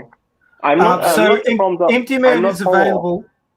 Empty Man is available on YouTube Movies to rent or buy in HD, and it's also available on Amazon Prime. Yeah, Cool. Yeah, But it's cheaper. It's cheaper on YouTube. So go YouTube. Yeah, actually, so the thing is, when I saw this movie, I had it on my watch list on IMDb for a long time, and I never decided to give it a chance. And I finally did, and I was pleasantly surprised by it. Like I said, it's more cosmic horror, and it's not really. I think they added in a lot of the jump scares, and there's that one scene I talked about where they removed that scene. That scene breaks the fucking movie. I think that's the main thing that people talk about when they criticize the movie, even though they don't really understand why they're criticizing it. I think that's really the scene that broke it for people. And I think they added that because they just wanted like a slasher element in it to, I don't know, attract teenagers or something. But the thing about it is that I think that this is what's ruining modern movies, because every movie has to be like something else that you saw, or else people don't want to fucking watch it. Or I guess they think people won't want to watch it. You know what I mean? But you see movies all the time that are successful. 2 words, man: studio interference. Yeah, and that's what I'm saying. Like, well, and it's not that people won't watch it. It's not that people won't watch it if your movie's different, because people will watch shit that's different. It happens all the time, But even things without name recognition. But the thing is, the studios play it way too fucking safe. They're always worried about, the biggest, the overseas demographics and stuff like that, and their laws and their cultures and stuff. So they always strip things out of movies that would make them better. Like The Empty Man, that's something that wouldn't play in China because it's supernatural. That's not allowed to be shown in China, and it's rated R. They wouldn't allow that. So no, Disney wouldn't get behind The Empty Man because of the fact that that's a huge chunk of their audience being taken away. But as we've proven in 2019 with the Joker, you can make $1 billion movie without having to strip your movie down, because the Joker didn't really get much play in China at all, if any, because of the censorship. And the Joker was fucking great, and it did extremely well. So Disney's wrong about the play it safe way that they go. You know what I mean? And then this movie right here, The Empty Man, was advertised for only a week. They dropped the trailer only on YouTube for a week before the movie came out. No one saw it in the movies because no one knew it existed. And then they dropped out of the movies like really, really quickly, and then just dumped it on the streaming. No physical release, nothing like that. And it just was, I don't know. I just think that whole thing just makes your movie so terrible. Because honestly, now I'm interested in this universe. Like I want to see. It gets kind of into that Lovecraftian stuff. You know what I mean? It gets into a lot of philosophy. There's some stuff about like nihilism and I don't know. It's just I don't want to explain it too much because it's more fun to discover it on your own as it goes. But I don't know. It's just it's a philosophy movie, and I really like that. And I think that someone like Foxfire might like it. I know you're more into cyberpunk, but it's just more thought provoking than anything. That's cool. I was like, when I would look at the scenes, I'm more expecting like a horror movie, a typical thing, like you said, with jump scares, with stuff that is like where they try to stress you out watching it, you could say. Maybe it's a complete different type of movie. It's something like that is more like a mystery and intriguing, and that you want to know more about. Simply, like when you sometimes, when these kinds of movies are really rare, where you just like explore stuff, and get into it. Like I have this feeling much more often when I watch a documentary about astronomy or something else, or like not astronomy, but like astrophysics and stuff. Then you get to feel like you are like unraveling mysteries, and I really like that emotion. It's very, very satisfying, you could say, to gain knowledge and feel that you be part of something big, that you can enjoy and watch, and I think movies don't do that well, don't do that often, I think, in that regard. They are more about like, about the laughs, about entertaining, about, keeping the themes low balling, it's just about the flashy stuff. play it safe bullshit that the studios want. You know, like I said, there are plenty of movies that do very well that are different. And the thing about it is there are a lot of smaller movies that don't get the push behind the big studios that end up getting cult followings because no one heard of the movie when it came out. But as it went down the line and more people saw it and more people heard about it through word of mouth, then the movie becomes a little bit more popular. You know what I mean? And it's like I said, it's not that the audience is dumb, it's that the studios thinks the audience is dumb. You know what I mean? And that's the problem right there. You know, like I said, I like thought-provoking movies. I like movies with big twists. One of my favorite is The World's End, you know, because it starts off as one thing and then ends up as a whole different genre. You know what I mean? I loved Interstellar. Like I said, thought-provoking, like you were talking about with astrophysics and stuff. But the thing is, it's just hard to find movies like this. And even Event Horizon was fucked to oblivion because it was trying to go... It was trying to go... no, I've not seen The Black Hole, but I've heard of it. Yeah, it's basically Event Horizon's basically based off The Black Hole. Yeah, and what's funny is that that was the whole reason why Disney did Touchstone Pictures, because they pretty much did a unofficial horror movie with The Black Hole. Yeah, I've heard of The Black Hole, but I've never seen it. It doesn't have as much explicit gore as Event Horizon, but just that part where you see that these robots are actually humans with holes drilled in their heads. It's like, oh wow! It's kind of gives you kind of an interpretation of what they think hell is too, doesn't it? It does. Yeah. That happens near the end. Well, like I was saying, Event Horizon has that kind of itis, that the studio itis, you know, to where they needed to add in some action because that's what was popular at the time, you know, the '90s action, and then they cut some of the hell scenes and stuff, and it's like they cut half an hour out of it because it was just too much. Well, not by today's standards, though.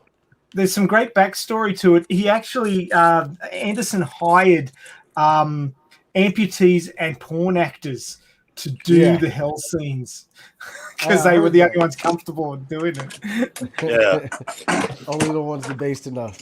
You know, what is it about the damn, some of the movie industry, some of the studios that think they have to cut time off of a movie because people won't sit for 3 hours. I don't understand that because they look down on us. They think you're children. It's not the once they are permission. For first they are patronizing, and they really push their patronizing hard because they want to numb people and dumb people down so that they can just throw everything and people will gobble it up. And the idea is to cut the costs.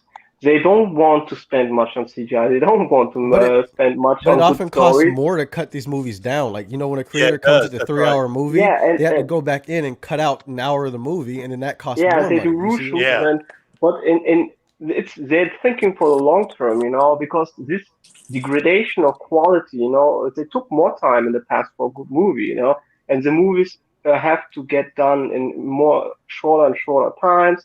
They cut down. You see it in shows happening, like how they cut everything down. Even the CGI gets cut down, you know, because they want people to watch it on their smartphones. They don't want them to go into the theaters anymore because then you see the flaws in the visuals, etc. They just want to like pop some cartoons in, charge you bucks, and then call it a day. They don't want expensive stuff. And the other thing is, for them, when it's about theaters, you know, it's the 2 hours is for them like or 90 minutes for them like golden because they can simply put more showings in and and charge more money for that. So it's all about cost reduction, you know, and of course you have also the politics that come into that, you know, with that patronizing ideas that they think people shouldn't think for themselves. People should get the updates and downloads from the movies and what celebrities say to them. You know, it's like they're pushing that hard, and you see that they cut movie productions or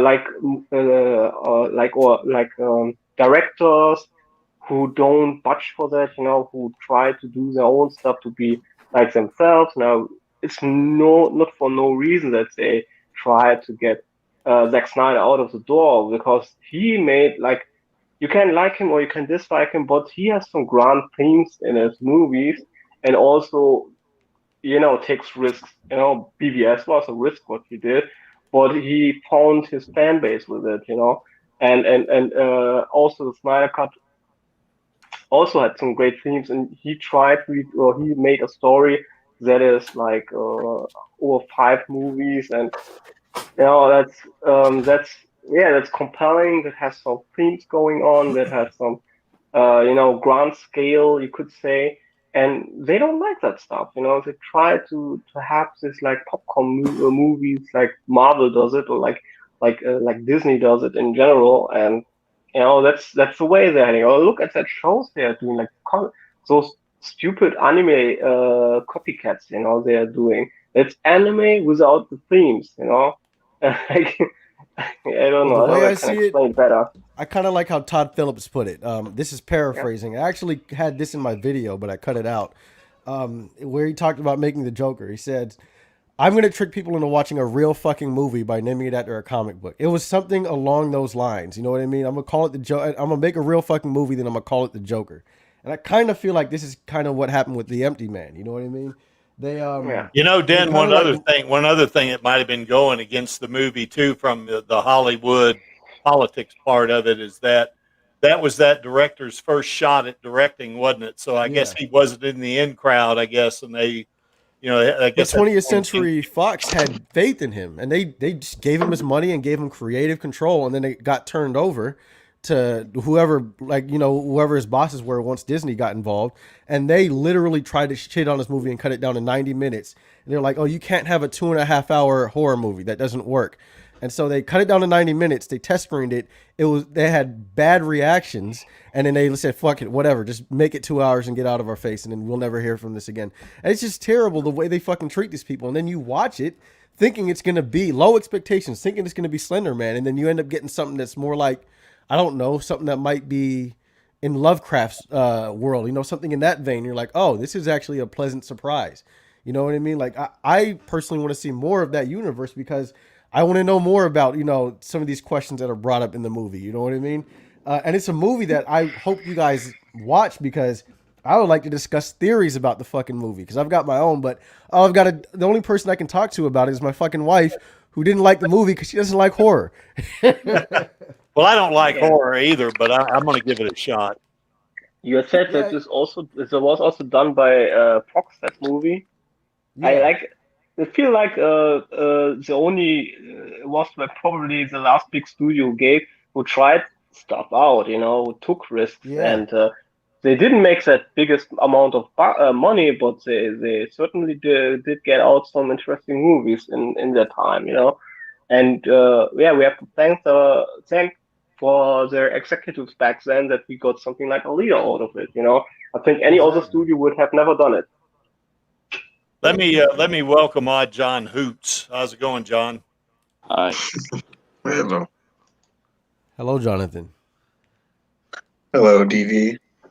How you been? Well, I do want to say thank you guys for watching my video, by the way. Oh, yeah. Well, I'm sorry I screwed it up. I clicked on the wrong link. So don't worry about that. And yeah, if you want to know more about, I guess the production problems of the movie, because the movie had a good production, but then shit happens. But Chris Stuckman did a whole video. I know you guys know who that is, right? He's like the big movie. Yeah, I know him. Yeah. Yeah, he's an Alita fan. After the Alita, he's also.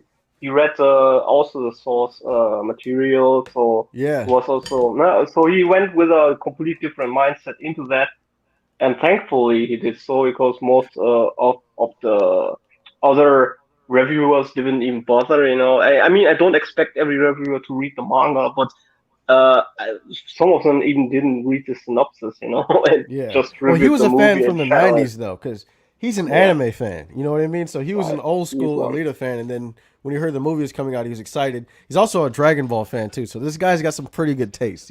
I'll give it to him. But yeah, his whole video was about the troubles of what happened with the director and all that stuff. And he's the one who because I watched the movie and I wanted to know more. I was interested, which is rare for me. And so I started going on YouTube and looking up things about the movie. And there really is not even that many videos about it. The videos that you have there about The Empty Man are like 1K views, 2K views. Chris Stuckman is like the only big reviewer that I know of that even reviewed the movie. So no one fucking knows about this fucking movie, and I just find that to be sad. Let's at least give a good RAP to 20th Century Fox by, looking at some of their last couple movies that they dropped.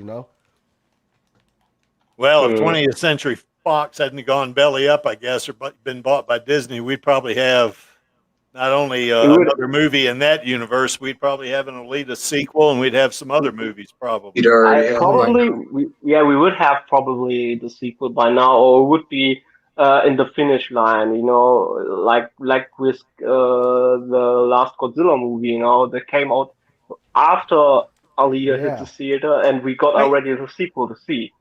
Hey, do you want to know what Eternal Suffering is like? Imagine if they'd completed Alita Fallen Angel but wouldn't release it because of COVID. Imagine that. Yeah, that would have been not because of COVID, but because that's a good point. Disney and contractual stuff.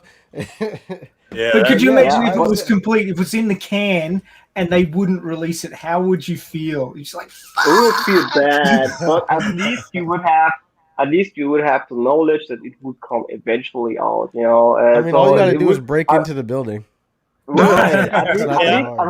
I'm a Disney shareholder. I could call for a meeting. My hero.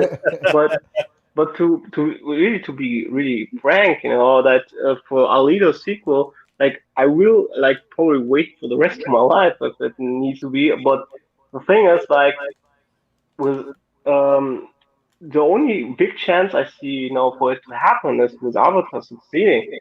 And if they don't do it by then, that I don't see it actually happening. That's I don't see that as a factor. Because Avatar is already super, super, super successful to the point where they keep re-releasing it in movies. You know what I mean? So they know that Avatar is going to sell. They know that James Cameron has a reputation. They know that Rodriguez has a reputation. I don't think that's what it is. I think that Disney's just holding on to it until they run out of ideas. They do the same shit all the time, put something in the so-called Disney vault, and then bring it out again 10 years later. And then they go and remake their old Lion King movies into live action and Beauty and the Beast. They do this shit all the time. So they're waiting until they have nothing to do, and then they're going to be like, oh, we got this Alita thing in our back pocket, and there's an internet following. Okay, let's do the Snyder thing. The problem is, when they put it in the vault, put it away for 10 years, they might probably get Rosa back to it, but you would have lost a lot of the people along the way who worked on the first one and can't work 10 years later on the second one. Yeah, some may be too old, some people may have left the industry, yada yada, whether it has a different set of people, and some of the information gets lost and not transpired to the next people coming. So it would be complete different production, and maybe that's what they're aiming for. They're like a soft I don't reboot. think they care. Hold on, guys. Let me welcome Kunstler99. How's it going, Jeff? How's it going? Hey, how's it going? Yeah, I don't think that Disney cares about that, to be honest with you. I mean, since when did Disney care about a specific person, a specific actor? No, Disney doesn't give a shit. No, they don't give a shit about actors, but you get it the wrong way. They don't. What they care about is to twist the movies in their own spin or their own ways. Yeah. And if they do it now, they wouldn't have they wouldn't have that claw to change the ways, especially with Cameron being there. But look at Tron. Tron was released 10 years ago, and they're sitting on it. And now most of the actors they can't get back for that next one, and they do it deliberately so they can reboot it. And they maybe try something with Alita 2, that they sit as long as necessary on it until they know they can reboot it and make it in their way. Yes. So currently they couldn't do it because Cameron is alive. In 10 years, that might not be the case. And then they can do whatever they want with it, Well, I know one thing. I know the Creek doesn't want him to wait 10 years. No, I agree with you. I might be dead by then. I'll be dead of old age in 10 years. But, 10 years? You'll be dead. That's the twisted stuff they're doing with movies. When they know they can't twist it, then they put it in the vault until the time hits where they can do it. And play the long game. And I they played also think along. that Disney would prefer to do this as a mini series, like on Disney Plus. I really think that that's the direction that they would go. To be honest with you, I Yeah, don't think they'll put but this in the movies. Cameron is probably not. Oh, I disagree, with it. Dan. I think they might. If they did, I think I agree with you about the series thing, but I think if the series does real well, then that would tempt them, I think, to come up with a sequel. Yeah, I agree. Because it's all about money and politics. That's If it. they can make money off of It's it about and politics. they can push politics, then boom, they're happy. Yeah, and money is not even on the second place for them. They don't care if they lose money. When they lose money, they just go to the taxpayer and get the money from them. You know, they get Have you seen government that meme? handouts. Have you ever seen that meme where it's like when you let your wife drive the car and the car's like floating like on this giant curve because she crashed and she goes ha ha ha oops. That's like Disney when it comes to losing money. It's just like ha ha ha oops. You know what I mean? Like they really don't give a shit about that. It's like same thing for YouTube. YouTube uses a lot of money with their shitty decisions, but they're floated by Google. And you're right about that. You know, it's just they don't care about. It's not even necessarily the money. Money's a factor, but it's mostly just pushing agendas and shit like that. It's annoying. That's why they destroyed Star Wars. Right. Yeah, I'm sure they would love to reboot Alita. God knows what they do to it. I would just, but they can't, and that's the good thing. Yeah, not right now. I will reiterate just once more: pushing message over story destroys entertainment. That does. That's right. If I wanted message over story, I would go to a fucking rally. And even then, it's like, dude, I can like you. It's not like there aren't stories with that have a solid message. Like we got 12 Years a Slave, right? It's a movie about slavery and the plight of black people in America. If I want that message, I will go see that movie. But I don't need it in every movie that I go watch. Right. Sometimes, as a black man, I don't want to think about slavery. Do you think I want to think about racism all day? I noticed that they didn't. Turn into a little grumpy person, and just look at what they're doing with comic properties. It's not that they do the occasional race ban; they do it every single time. And you see how they're murdering the red-haired people, like the redheads. They hate them. When was the last time they legitimately adapted a redhead for a comic? To be honest, I don't know.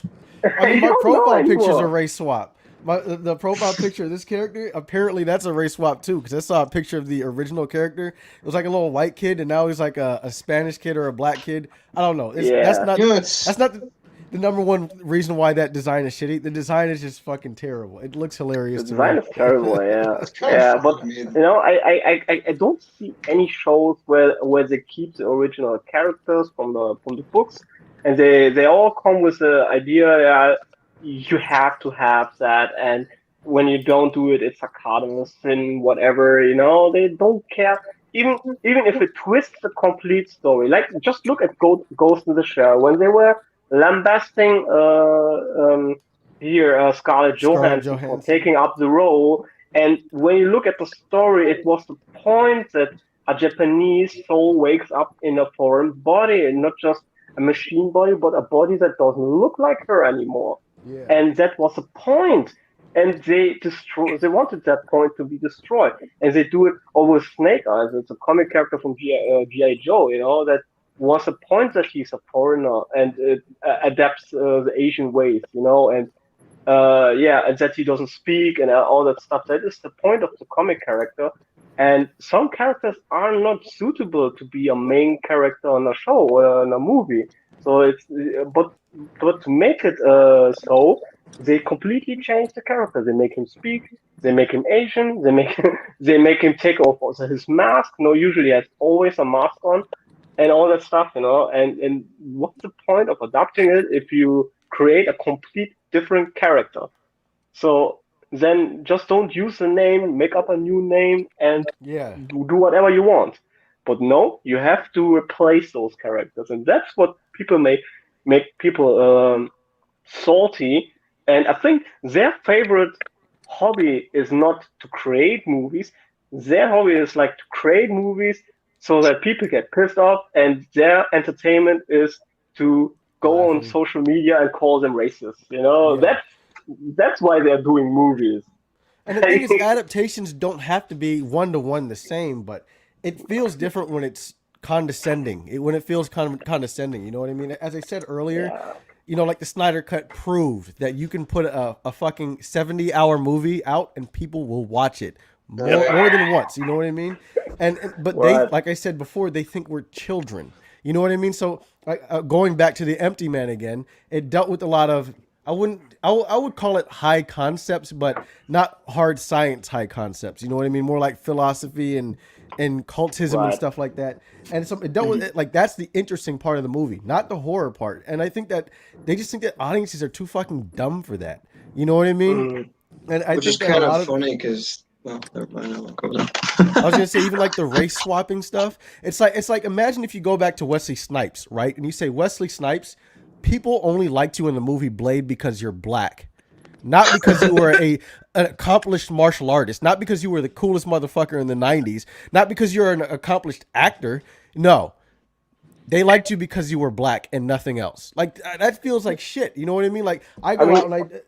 Go ahead. Of course, you know, with the skin colors, with the shoes or style that he has, of course it gives its own vibe, you know? If you do a white character, you may not create the same vibe anymore, but you know, that's very actor specific, you know, because they chose that actor, and with his, he molded that role, and after that you can't, you know, put a different actor or a different skin color anymore and call it Blade. You couldn't put like a white guy anymore there, and you couldn't call it Blade.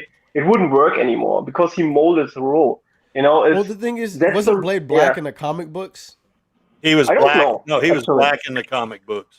Yeah. So I mean, they just chose if you take a white character and you take a white character and you make it black, like a black Superman suddenly, not just a black Calvin Ellis, but actually a black Clark Kent, you know, maybe it's not as stylish as a Blade, you know, but it still kind of destroys the character, you know, because it's simply a different person completely, you know, when you do that. Well, the problem is that a lot of people are inflexible. They cannot deal with something they grew up with being changed. Yeah, that's right. And they lash back at it.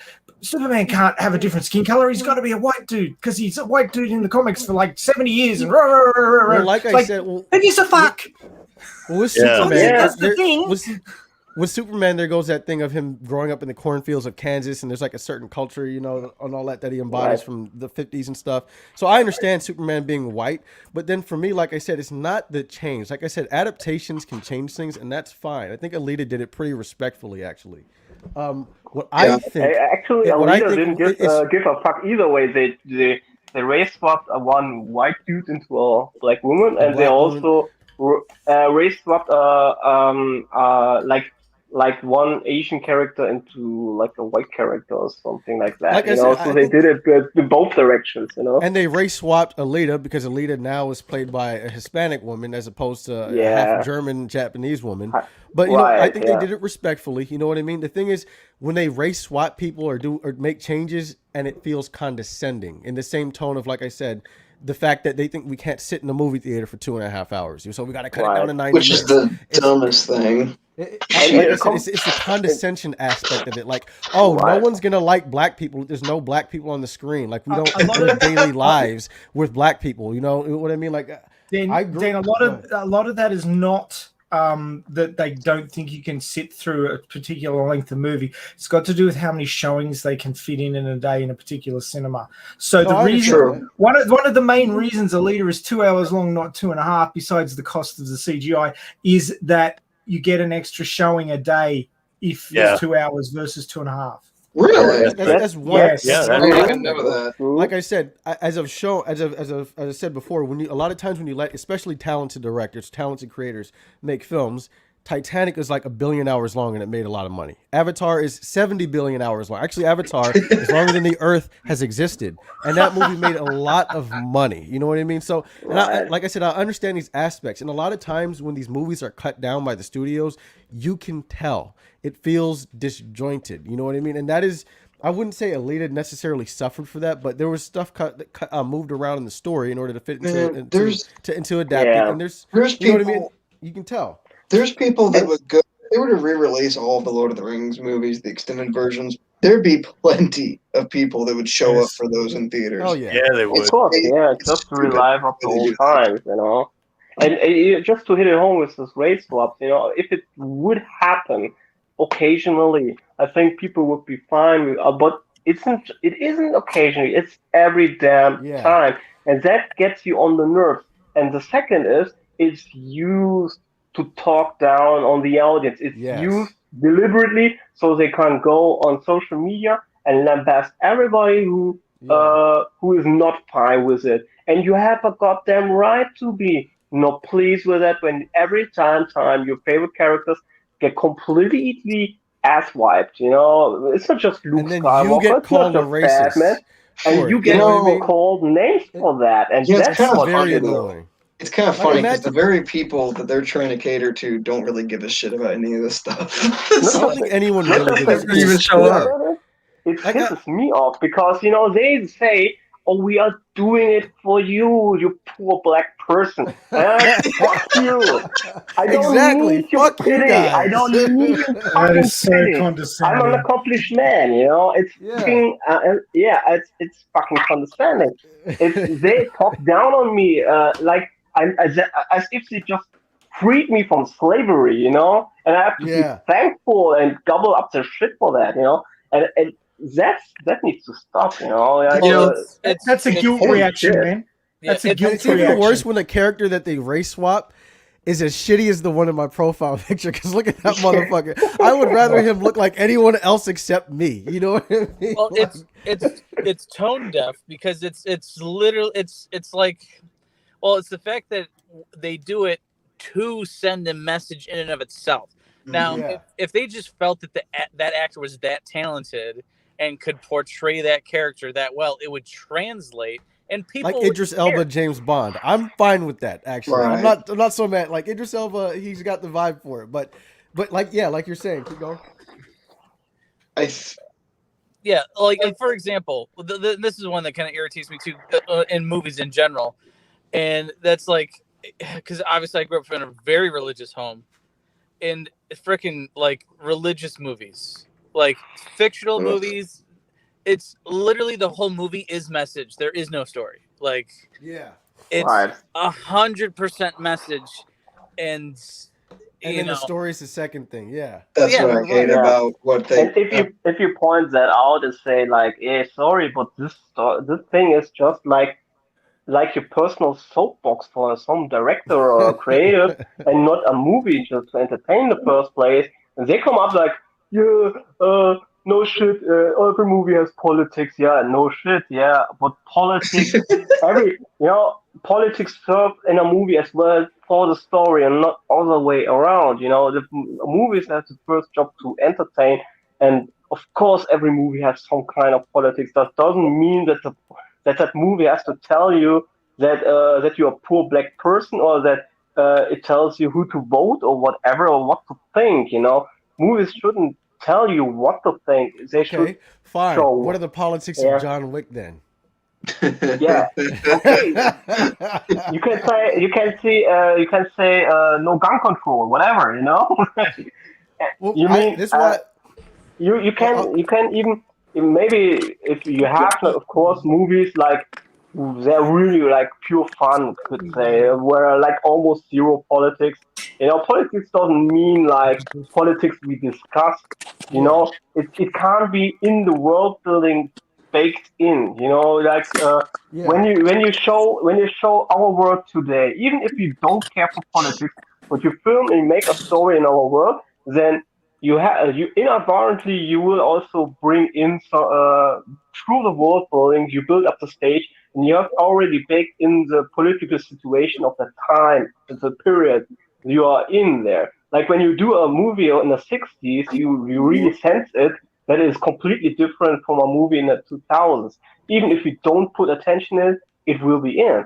Even for Battle Angel, it's not that Kishiro said, like, how I cannot piss off the white man. No, he's like, he's doing his own thoughts and he's like pushing a story, and the way he set up the world, it is ingrained in without even trying, you know.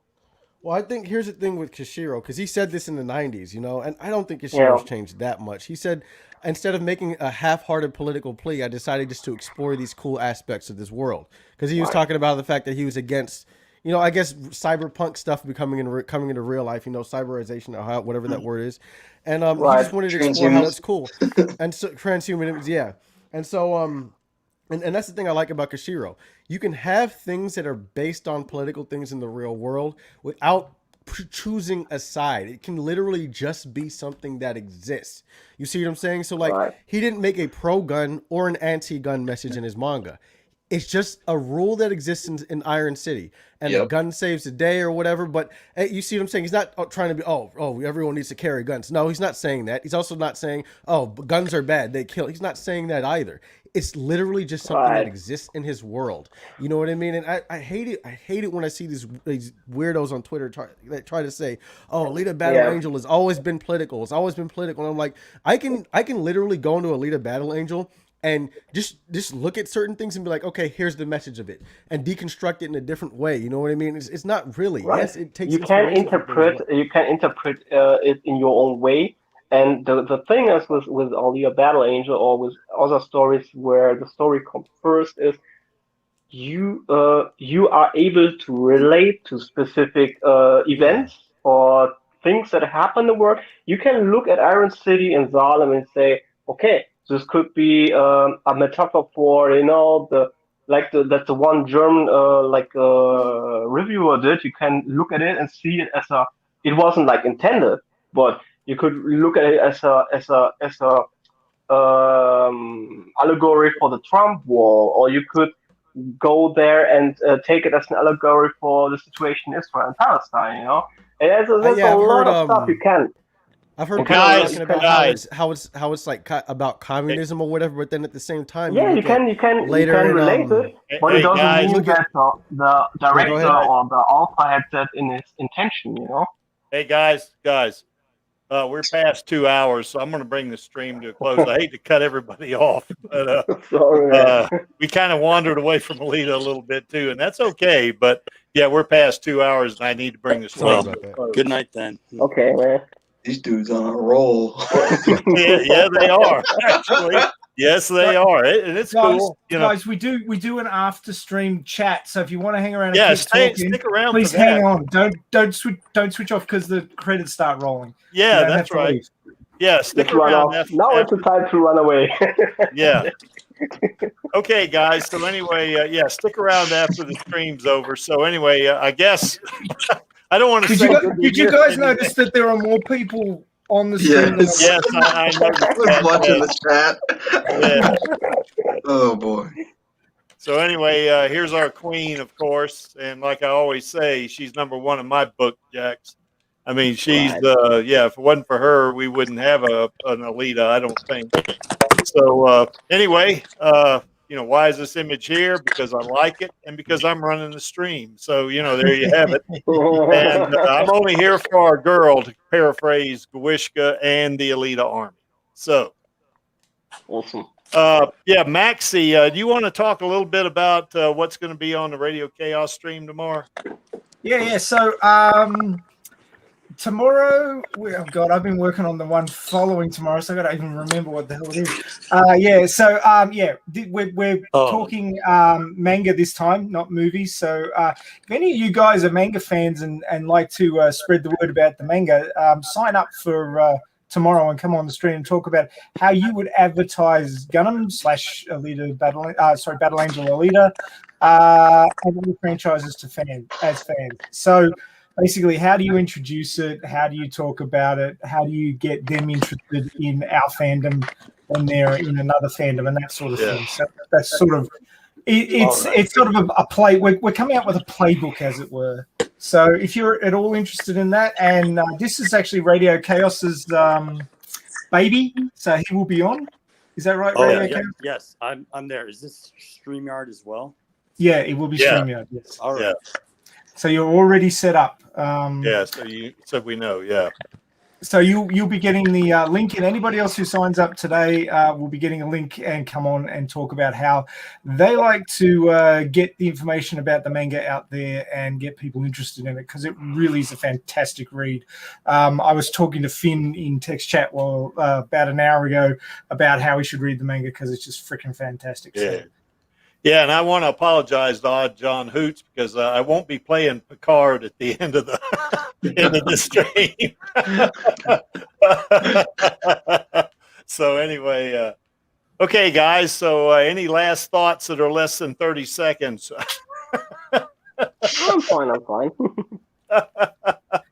I was just going to bring. I couldn't get a word in edgewise, but I was just going to bring up Ghostbusters, the franchise with the first two movies and the comic books and the cartoons and everything, versus the 2016 remake. And basically say that when you frig with a story that's well laid out that much, it doesn't do well. You've basically alienated your fan base, and you've got to build up a whole new fan base, and you're starting from scratch. Yeah, that's right. Right. So I really think that studios need to just back the fuck off. Yes. And let the creatives do their thing. Studios are not creatives. That's why the studio execs don't make movies. They fund movies. Yes. Well, and that's the creatives make the movies. Let the people who have the job do the job. Yeah, that's right. But the funny part is they actually did a spin-off in the late 90s called Extreme Ghostbusters. And I felt that was a good way to handle, putting new Ghostbusters in while still having Egon from the original film as the sort of the teacher to them. Yeah. Well, I'm hopeful that Ivan Reitman's son, I think Greg Reitman, I can't remember his first name, but he's directed the new one, and I'm hoping it will be on point. Okay, guys. Well, I'm gonna bring the stream to a close here. So, and stick around afterwards, everybody. We'll still keep chatting. There's no doubt about it. So, okay. So I'm gonna bring the stream to close on the call to action. So on my count of 3, 1, 2, 3. Buy those Blu-rays, baby. You should actually say